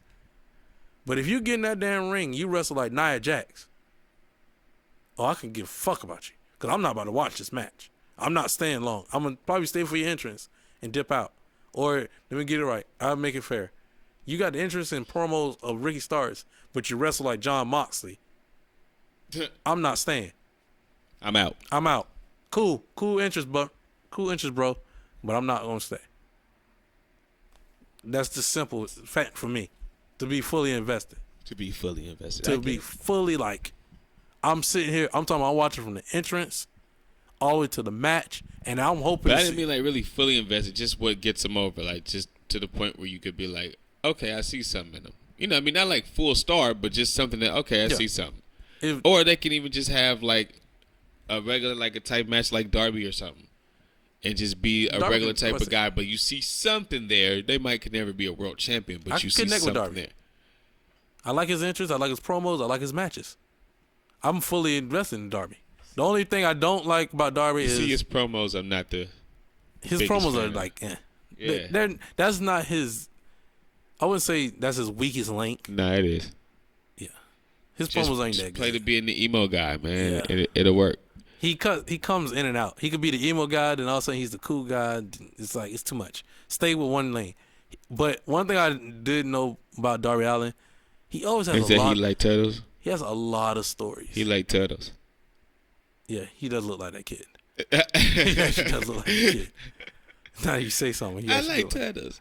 But I was fooled for so long because I thought that was really Darby, and I was like, nah, this can't be. He always has a lot of stories, if no one has ever noticed. What do you mean? He always he's in like 2 or 3 stories right now by himself.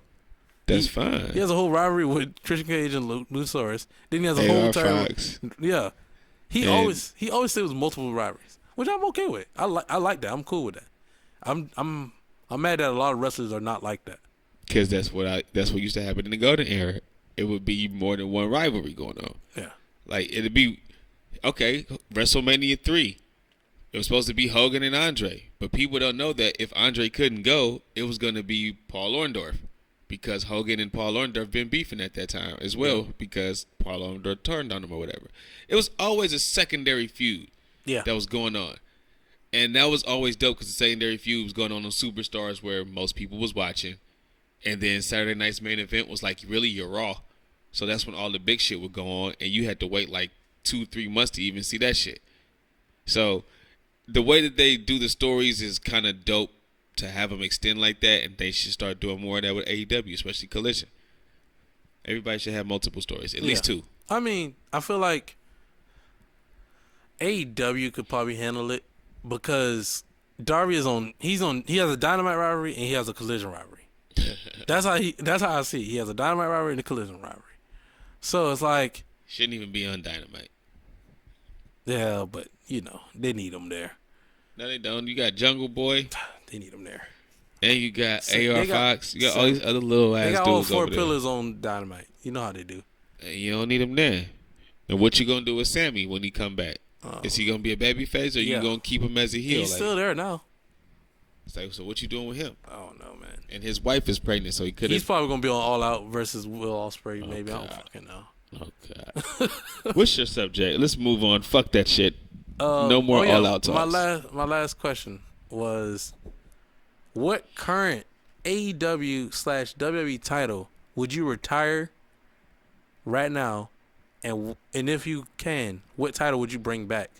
I would retire for AEW immediately that international fucking title and get it the fuck out of here. It means nothing. It's worth nothing. The person who's holding it, in my eyes, I can give 2 shits about. A title I would bring back is fuck. WWE got too many goddamn titles, man. Like, but if it was one, I would say the European title. If it was one. Because they have so many European guys anyway on the fucking roster. Yeah. And you do trips now to Europe anyway. So why not just have a fucking European title again? European title, US title, Intercontinental title, your world title, and your tag team titles. That's all you need. 5, call it a day. Oh, and a women's title. Sorry, ladies. Yeah. Okay. I would say title retire. For AEW, I'll go TBS title. The title's fucking useless to me. Like that title is more useless to me than the international title. No way. It's just been. At least it gives the women a second belt to fight for. Motherfucker, this international title. You wouldn't even know if they're fighting for that damn title. Yeah, you would on Collision. You know now, like because that belt's on Collision. I don't know nothing about what's going on with the actual AEW women's title. I know nothing about what's going on. I have no idea what's going on with TBS title. I know that because I just know that Willow Nightingale was involved in it with Jamie Hayter. What? The women's title? The TBS title. She ain't even got the title. Who do? TBS. Who got it? Statlander? Yeah. Same thing. Statlander got the title, and she. That's what I meant to say. They remind me of each other. You know what? The only reason why I say that. Statlander, the one with the torn ACLs, right? Yeah. Exactly. So she's the one that's on Collision. TBS, because literally the TBS title is basically the Ring of Honor women's title. What? Nah. It's basically the same thing. Nah, the Ring of Honor women's champion. Mercedes, fucking. That's whatever. just who they called up though. And Willow Nightingale. That's just who they called up though. Who else has challenged for the TBS title? Shit! Give me that charge over there. Who has challenged for the TBS title? Kiera Hogan. Nobody. I think it has been really. I just don't know because I don't care for their women's division. Nobody important has literally went for that title because that title is useless. That title is not more useless than the goddamn international title. How? You just don't like the international title because it has Orange Cassidy attached to it. So not even that. Like, okay, so if you're gonna have the title, this title has been on this one person the whole time that's had it, and it hasn't brought any viewers to your viewership. On the international title? Yes. It's two people have had it, but it's okay. Who's the first one? Pac? Yeah. Okay, I give you that. But what attention has it brought to it since this one person has had it for the past couple months? Same thing could be said about the TBS title. But at least they were getting some viewers because motherfuckers was liking to see Sky Blue's booty. So they were getting views. You can say you don't care about it, but it still was bringing in views. The women were bringing in more views than that shit. Bro, TBS title ain't even been defended. What pay-per-view has it been defended on? What TV show has it been defended on? It don't have to be defended on the pay-per-view. It could be defended on the television show. Who the fuck did she beat? Taya Valkyrie? Motherfucker, if you didn't just say that the title wasn't held twice, I didn't even remember that Pac had the international title before Orange Cassidy. The only reason that we remember that TBS title has had two people because Jade Cargill held it for 30 years and it was useless. It's the same fucking issue going on with Orange Cassidy, except she held it first and he held it second. Well, guess what? I'm going with the TBS title. You keep your international title. I don't want to keep neither one of them. They both can kiss ass. All I see is the international title is basically the TBS title. What the TBS title used to be. That's how I see it. I see it as the TBS. Not TBS title. TNT title. What the TNT title used to be is what the international title is now. But at least I look at it like the TBS title is supposed to be a woman's secondary belt. You already have a secondary belt for men's. You already really have a primary belt for the men's. What's the secondary belt? The TNT title. Okay. Your TNT title is like your Intercontinental title. Yeah. Because it shows ain't the international title. What's the international title then? Some bullshit. Your U.S. title. Some bullshit. Basically your U.S. title. It's some bullshit. You have a hatred. No, for that it's title just some bullshit. You have all these. So, okay, if we put that title on Kenny Omega, does it make the title important then? It probably would have if you would have started that from the jump. That's why we put it on Pac. That you should have had it on Omega first and then have Pac beat Omega for it. That way you're making somebody and you made the championship. The same night that the title came up, my man got suspended. So shit. Who? I'm pretty sure that was the same exact night. Who got suspended? I don't know. Kenny Omega. When the fight. I don't fucking know. I want to say that's the same night. I don't. But if not, try to guess. If not, I might be wrong. But I know Kenny Omega was tied up with the 6-man titles at that point. Yeah, they wanted to play with their friends. They just wanted to wrestle with each other. That's what I'm saying. Like, there's as of right now. So what they're hinting at is John Moxley gonna take their title off of Orange Cassidy. Hey, you keep hinting that somebody gonna take that belt off that man, and ain't nobody took that belt off that man. No, that's the only hint I've only given. That John Moxley gonna take the title off. I can give two shits who take the belt off that man. I can give two shits what they do with that goddamn belt. I hate the even design of the belt. The design of the belt looks like shit. You just have a beef with that belt. Yeah. The name of the belt, the person who holds the belt. The only beef I have with the TBS title is that it's useless. And I have way more issues with the international title than just. I don't care how it looks. I feel like it's useless. Like the TNT title is coming back to prominence, but it's like it's whatever. And then plus, if they made it like an actual split between the shows and made it known that these are the titles for this show, they kind of have without saying it. Yeah, but let's go ahead and make it known. Like this, boom. Let's set this shit down. So still, the one belt you should start getting rid of would be the international title and not the TBS title because you're gonna have a women's title on both shows, and they have an abundance of women. So I gotta understand why they have two of them. That's why I said the TBS title is basically just like the Ring of Honor World title. That's all I said. That's basically the same thing. Well, because the same challenge. You mean the ROH women's title? The same challenges that Athena getting, same challenges that Chris Statlander gonna get. If she defending the title, so it really don't matter. She ain't defending the title. If she's defending it, it really wouldn't matter. I mean, that's just me. For AEW, WWE wise, we can go ahead and get rid of the women's tag team titles, or I'll probably get rid of women's tag team titles. Yeah, because ain't no more tag teams, ain't no more women's. And a universal title or the world title. Nah, one of them gotta go. Nah. I wouldn't do it. I would. I give me 2 world champions. Separate them.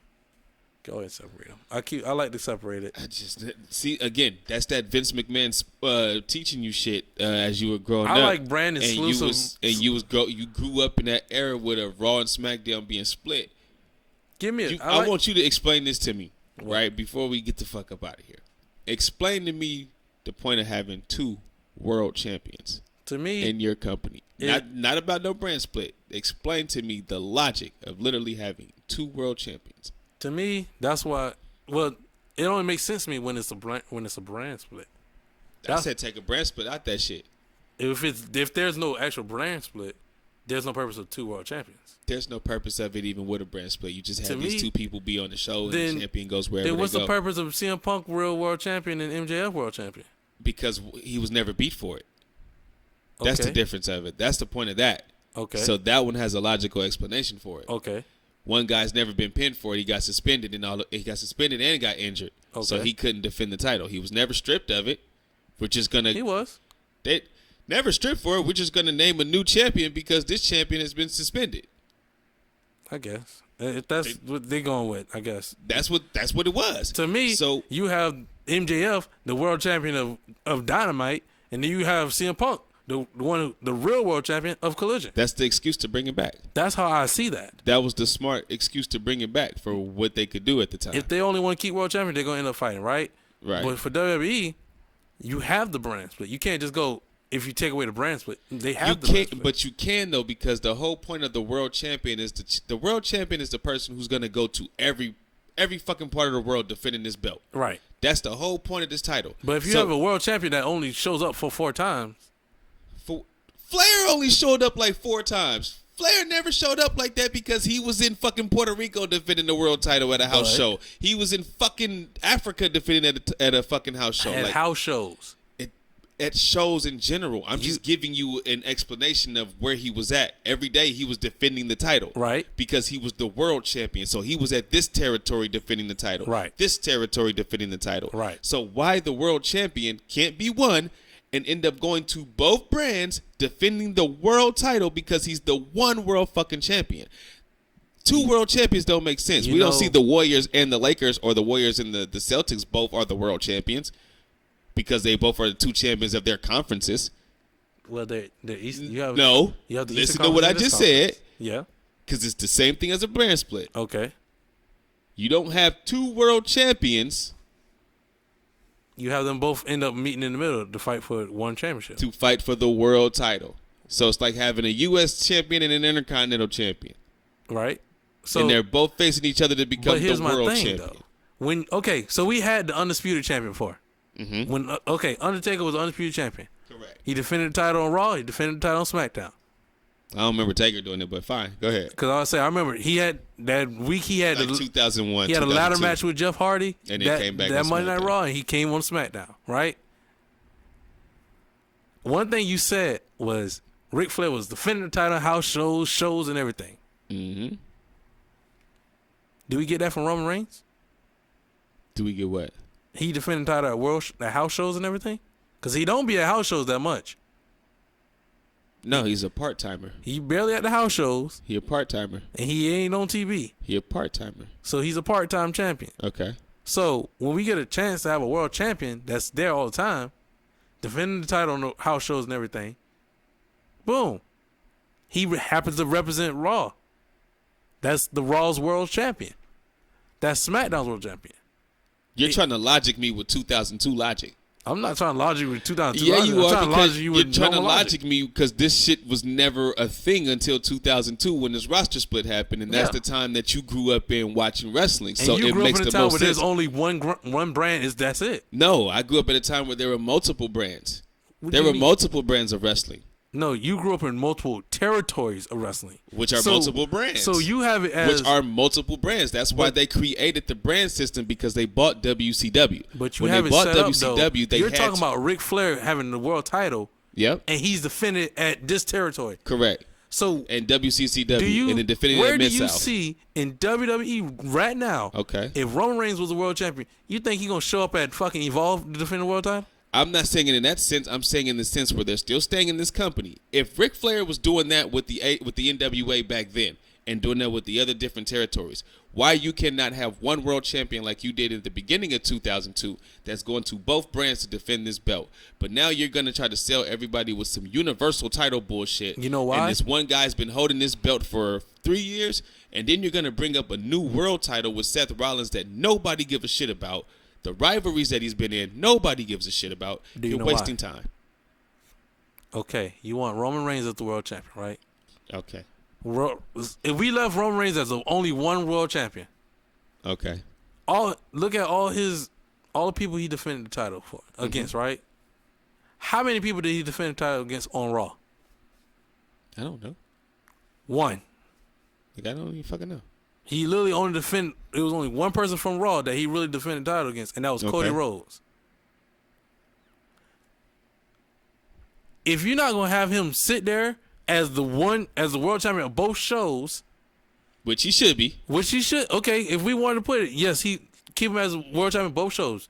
I'm not against what you're saying about the world championship that Seth Rollins has. I'm not against that. That title is like a secondary prize now, because nobody's beating Roman Reigns. You only created that title. Nobody cares. You only beat that title. You only made that title because you don't want Roman Reigns to lose. Yeah, which wasn't the same reason why they made it the first time when Triple H got it. Yeah, that's the only reason they made it for Triple H was because they made everything exclusive. You made it exclusive, right?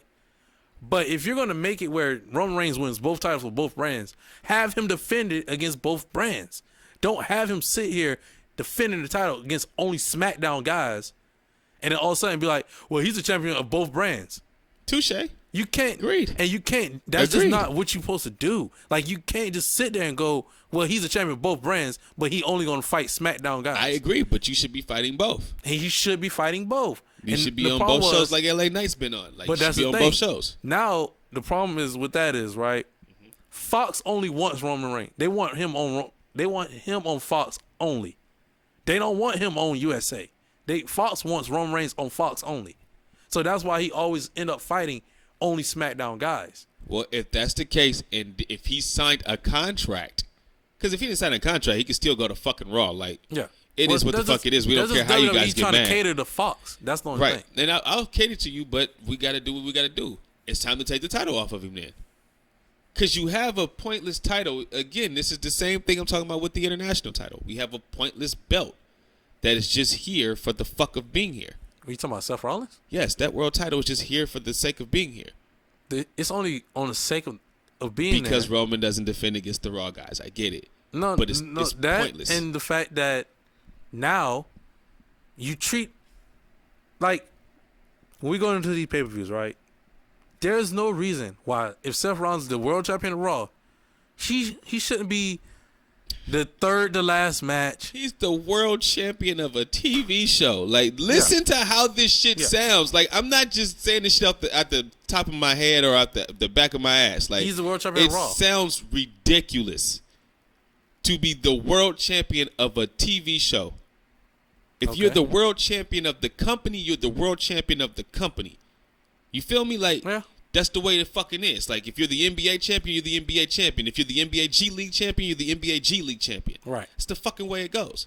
Okay. Like, for us to sit here and be bullshitting off this one world title, like, and giving it a reason or excuse to live, it's like, no, this is pointless. This stupid ass fucking belt shouldn't be here. So do you want to take the belt off of Roman Reigns?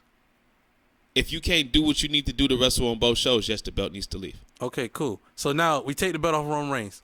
Who does the belt go to? It goes to Cody, or if you feel like it needs to be on Seth, you put the belt on Seth. Okay, boom. But we now, get rid of that world fucking title. He got to be on Raw and SmackDown now.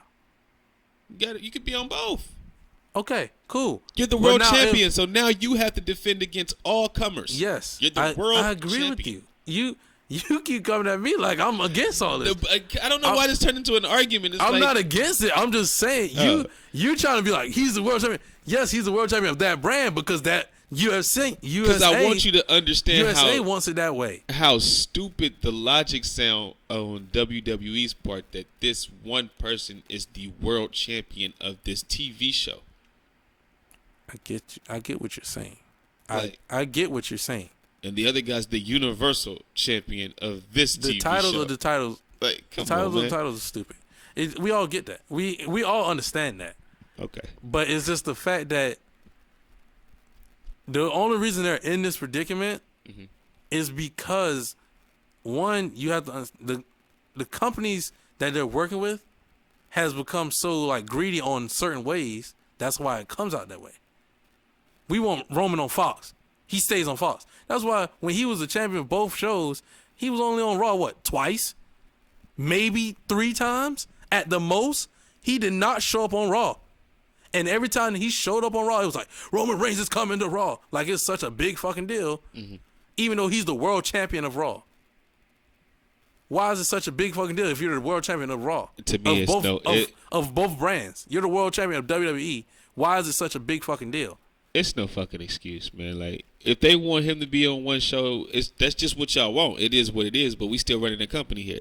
But that's the thing. When you're running it like that, catering to that company, to a network, you're catering to a network. It's like probably don't even want you the next time you come around. You're playing with house money, man. Yeah. Like, and plus we're coming up on network contracts and everything. So you're gonna do everything you can to keep them as long as possible. Even though it makes the product suffer. They've been doing it even before the contract came up. It makes the product suffer. But that's just what they do. Guess what? Remember Fox wanted CM Punk? You talking about on the talk show? Yeah. Yeah. And what happened? Fox hired CM Punk, but not WWE. Correct.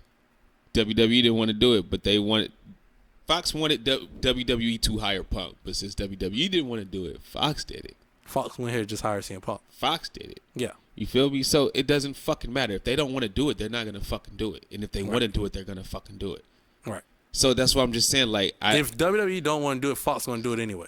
I just don't. I don't ride with the excuses. Like, so I don't be wanting to give them no excuses. Like, yo, you guys doing this shit because you want to do it, but really, it just does not make logical sense to have two world champions. One be a world champion that's never really on TV, and not even really. You're not even lying saying he's defending the belt somewhere. He's just not even on fucking TV. He's at home. He's at home. You know what I mean? You could at least lie and say he's in San Juan, Puerto Rico, defending the title. No, none of that shit. No. So now he's just at home. Then you have Rollins here defending the belt that nobody wants, except for Nakamura. I would say only the Raw guys want it. Like, nobody. The Raw guys don't even want that shit. AJ ain't even challenged for that shit after he lost the first match. He's like, fuck that ugly ass belt. Because AJ's on SmackDown. Like, oh yeah, he is. He's on SmackDown. You could take that one. Who is another person? Finn Balor and Shinsuke has been the only two people that has been challenged for that belt because it's brands picking it. Nobody wants that bullshit. Look at it. Cody Rhodes, I guess. Cody don't want that shit. Cody waiting for Roman to open back up. He is, but then he don't want that shit. Which kind of comes back to I'm just saying, man. My fantasy booking has been on spot lately. Hey, well, right now I'm just hoping Gunther wins the Royal Rumble, and he challenges Seth Rollins for the world title, and that's how we get Gunther at WrestleMania. I might stop being a wrestling fan for a couple years. Why? Until they get rid of this world title again. Why? Just because they got 2 world titles? I fucking hate it, dog. Why? You barely even watch Raw, so you wouldn't even know what's going on anyway. I know what's going on. It's the same shit every fucking week, and I do watch Raw. I rarely watch SmackDown. I don't have time to really watch SmackDown on Friday, so I be watching Raw bullshit, and I be like, this is some bullshit. It's the same shit. If you're gonna do this with Seth Rollins with the world title, I'm doing it with the international title with Orange Cassidy too. Not you. I'm not talking about you. Damn it. I'm talking about WWE. At least put this man like right now. This pay-per-view that's coming up, Payback. He better main event Payback. If he cares? If he not main event Payback, I'm like, yo, that title really is fucking useless. Then it's a secondary world title. It's the G League's world title. It's the G League world title. It's the G League championship. That's how I see it. That's how I see it. So now do you understand my frustration? I see this shit as the fucking G League world title. No. I always understood. I'll say the D League. I always understood your frustration. Fucking bullshit. I just understand. I understand the excuses, the backgrounds and excuses of it. Because I'm like, okay, I don't understand I understand the excuses. I just don't. To me, also the way I saw it was WWE is in such a flux of what the fuck is going on. They don't know what to do right now because you have 2 brains with two different thoughts and two different ideas for what they want the product to be, to the point where the show is suffering. One guy wants one world champion, the old school way how wrestling should be ran, and then you have one guy over here that wants to run it to make as much money as he can. Who gives a fuck how anything happens? Jesus Christ. So you have Triple H sitting here going, Roman should just be the world champion. Period. Whoever beats him is the actual world champion. Then you have Vince over here going, we can make money with replicas of the new world championship. And how about we change the women's titles to look just like the world titles of men? This is exactly why I'm not going to watch wrestling for a while. I'm taking a break. This is bullshit. He quit the podcast. I didn't quit the podcast. I just take a break from that WWE bullshit. So you only going to watch AEW now? Only AEW Collision? What kind of podcast is it? Can we just talk old school wrestling, man? Like, let's just talk old school wrestling. Before I was born. Yep, that shit too. I do before I was born too, so you don't have to feel like you out of place. Now I have to go back and watch all this shit? You goddamn right. This new shit is bullshit. I don't feel like going back. I'm telling you now, I'm not going to take my time. Fucking shit. I'm not going to go back and watch. I'm not. But he want to keep watching this current shit and giving us both headaches and giving him gray hairs before his age. I'd rather sit here and eat McDonald's all fucking day than go in my goddamn house eat McDonald's like that and make a goddamn 6-course meal every night. I don't want to watch. That's basically what that is. This is what this is right now. No. Back in the day when your mama used to have a full meal when you come home, fucking like a full rice, chicken, and all, like a 5-course meal, and you're like, oh, this is fucking dope. To now you come to current time where you just get McDonald's every fucking night or Wendy's or some pickup food every night. That's basically what this is. Current time. That is no fucking comparison. Yes, it is. Because the way you talk about back in the day is like, man, this is the best thing of all time. And now this is just trash. And like me, I'm just like, I grew up eating McDonald's. It's okay. I'm used to this. It could be worse. So it's like, it's almost like the comparison if you like McDonald's, but you like old school McDonald's compared to the new shit. Yeah. At least back then they had the Big Macs and the meat actually fit the fucking patty. Like now the fucking meat don't fit the patty, and you be like, oh, I still like it. Yeah, but I grew up on the new McDonald's, so it's like I'm used to it. I'm like, what the fuck is this little shit? Now you're like, hey, go try this old McDonald's. I got to. Dude, I got to try this. He gonna say it's like, I'm telling you, go eat this old shit from 10 years ago to 20 years ago. Do you want me to go back and... This is how we used to make it. This is how they used to make it. Come on, bro. They don't use that no more. They use synthetics now. This is how we do it back in the day. They used to use real meat. It's like I grew up drinking Coca-Cola, and then all of a sudden here you go. This is back in the day when they used to put real sugar in the soda. Nah, don't play with my Coca-Cola. I'm a Coca-Cola guy. That's if you said Pepsi, I'd be like, ew. I mean, I'm a Pepsi guy. Yeah, I'm a Coke guy. I mean, my dad been drinking Pepsi forever. But yeah. Yeah. So you got any more questions, man? I don't, man. We already. Fuck yeah, dog. You supposed to be out of here like 10 minutes ago. Yeah. I got nothing else, but I know you might want to plug one more time the Heavily Opinionated Podcast with a new episode that just dropped Tuesday. We're talking about Chasing the Bag with Ezekiel Elliott and my boy Dalvin Cook, and we're talking about the Sugar Show being ran by Sugar Shane. Who's on the show again? Who's on the show? Yeah. Oh, it's me, Playboy Troy, and my boy Melly Mel. Who just dissed Eminem. DJ Rose.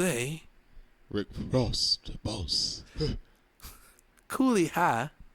It's a dope ass name. And Platinum Pat, a.k.a. my boy Platinum P. So all of us sat down. We talked about Messi winning the championship. Showed up. I love the fucking old school names. Sorry to cut you off. I just love the old school names, but I be messing around. But that shit's still hella funny and dope to me. So hey man, we got our little names, man. We be rocking and rolling, man. Shit, Playboy Troy, old school ass name. It is actually. It truly is an old school ass name. No, my favorite, Cooley High. And Platinum P. Platinum Peasy right Platinum there. P.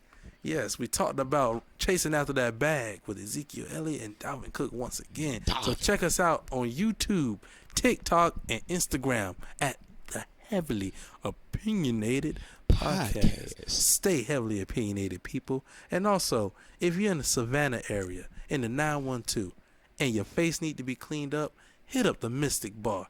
Tell them that the Heavily Opinionated Podcast or We're Wrestlemaniacs II sent you, and my girl Stacy will hook you up.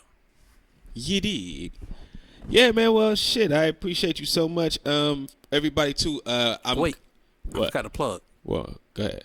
We're _Wrestlemaniacs II on Instagram. Go follow us Right now. Oh yeah. You know what? It's gonna be in the links, like down below. In the description. In the description. Yeah. You know how to go. You know how to get there. All day. Every day. Yeah. You know, it's like right there under the thumbs up that you're gonna hit. Bing. And the subscription. Come on, there it is. Oh, that's good. That's a good one. It's right there where the words is. Like, hit that arrow, boom. Go ahead, copy paste whatever you need to do. Go ahead and get on Instagram. Go ahead, follow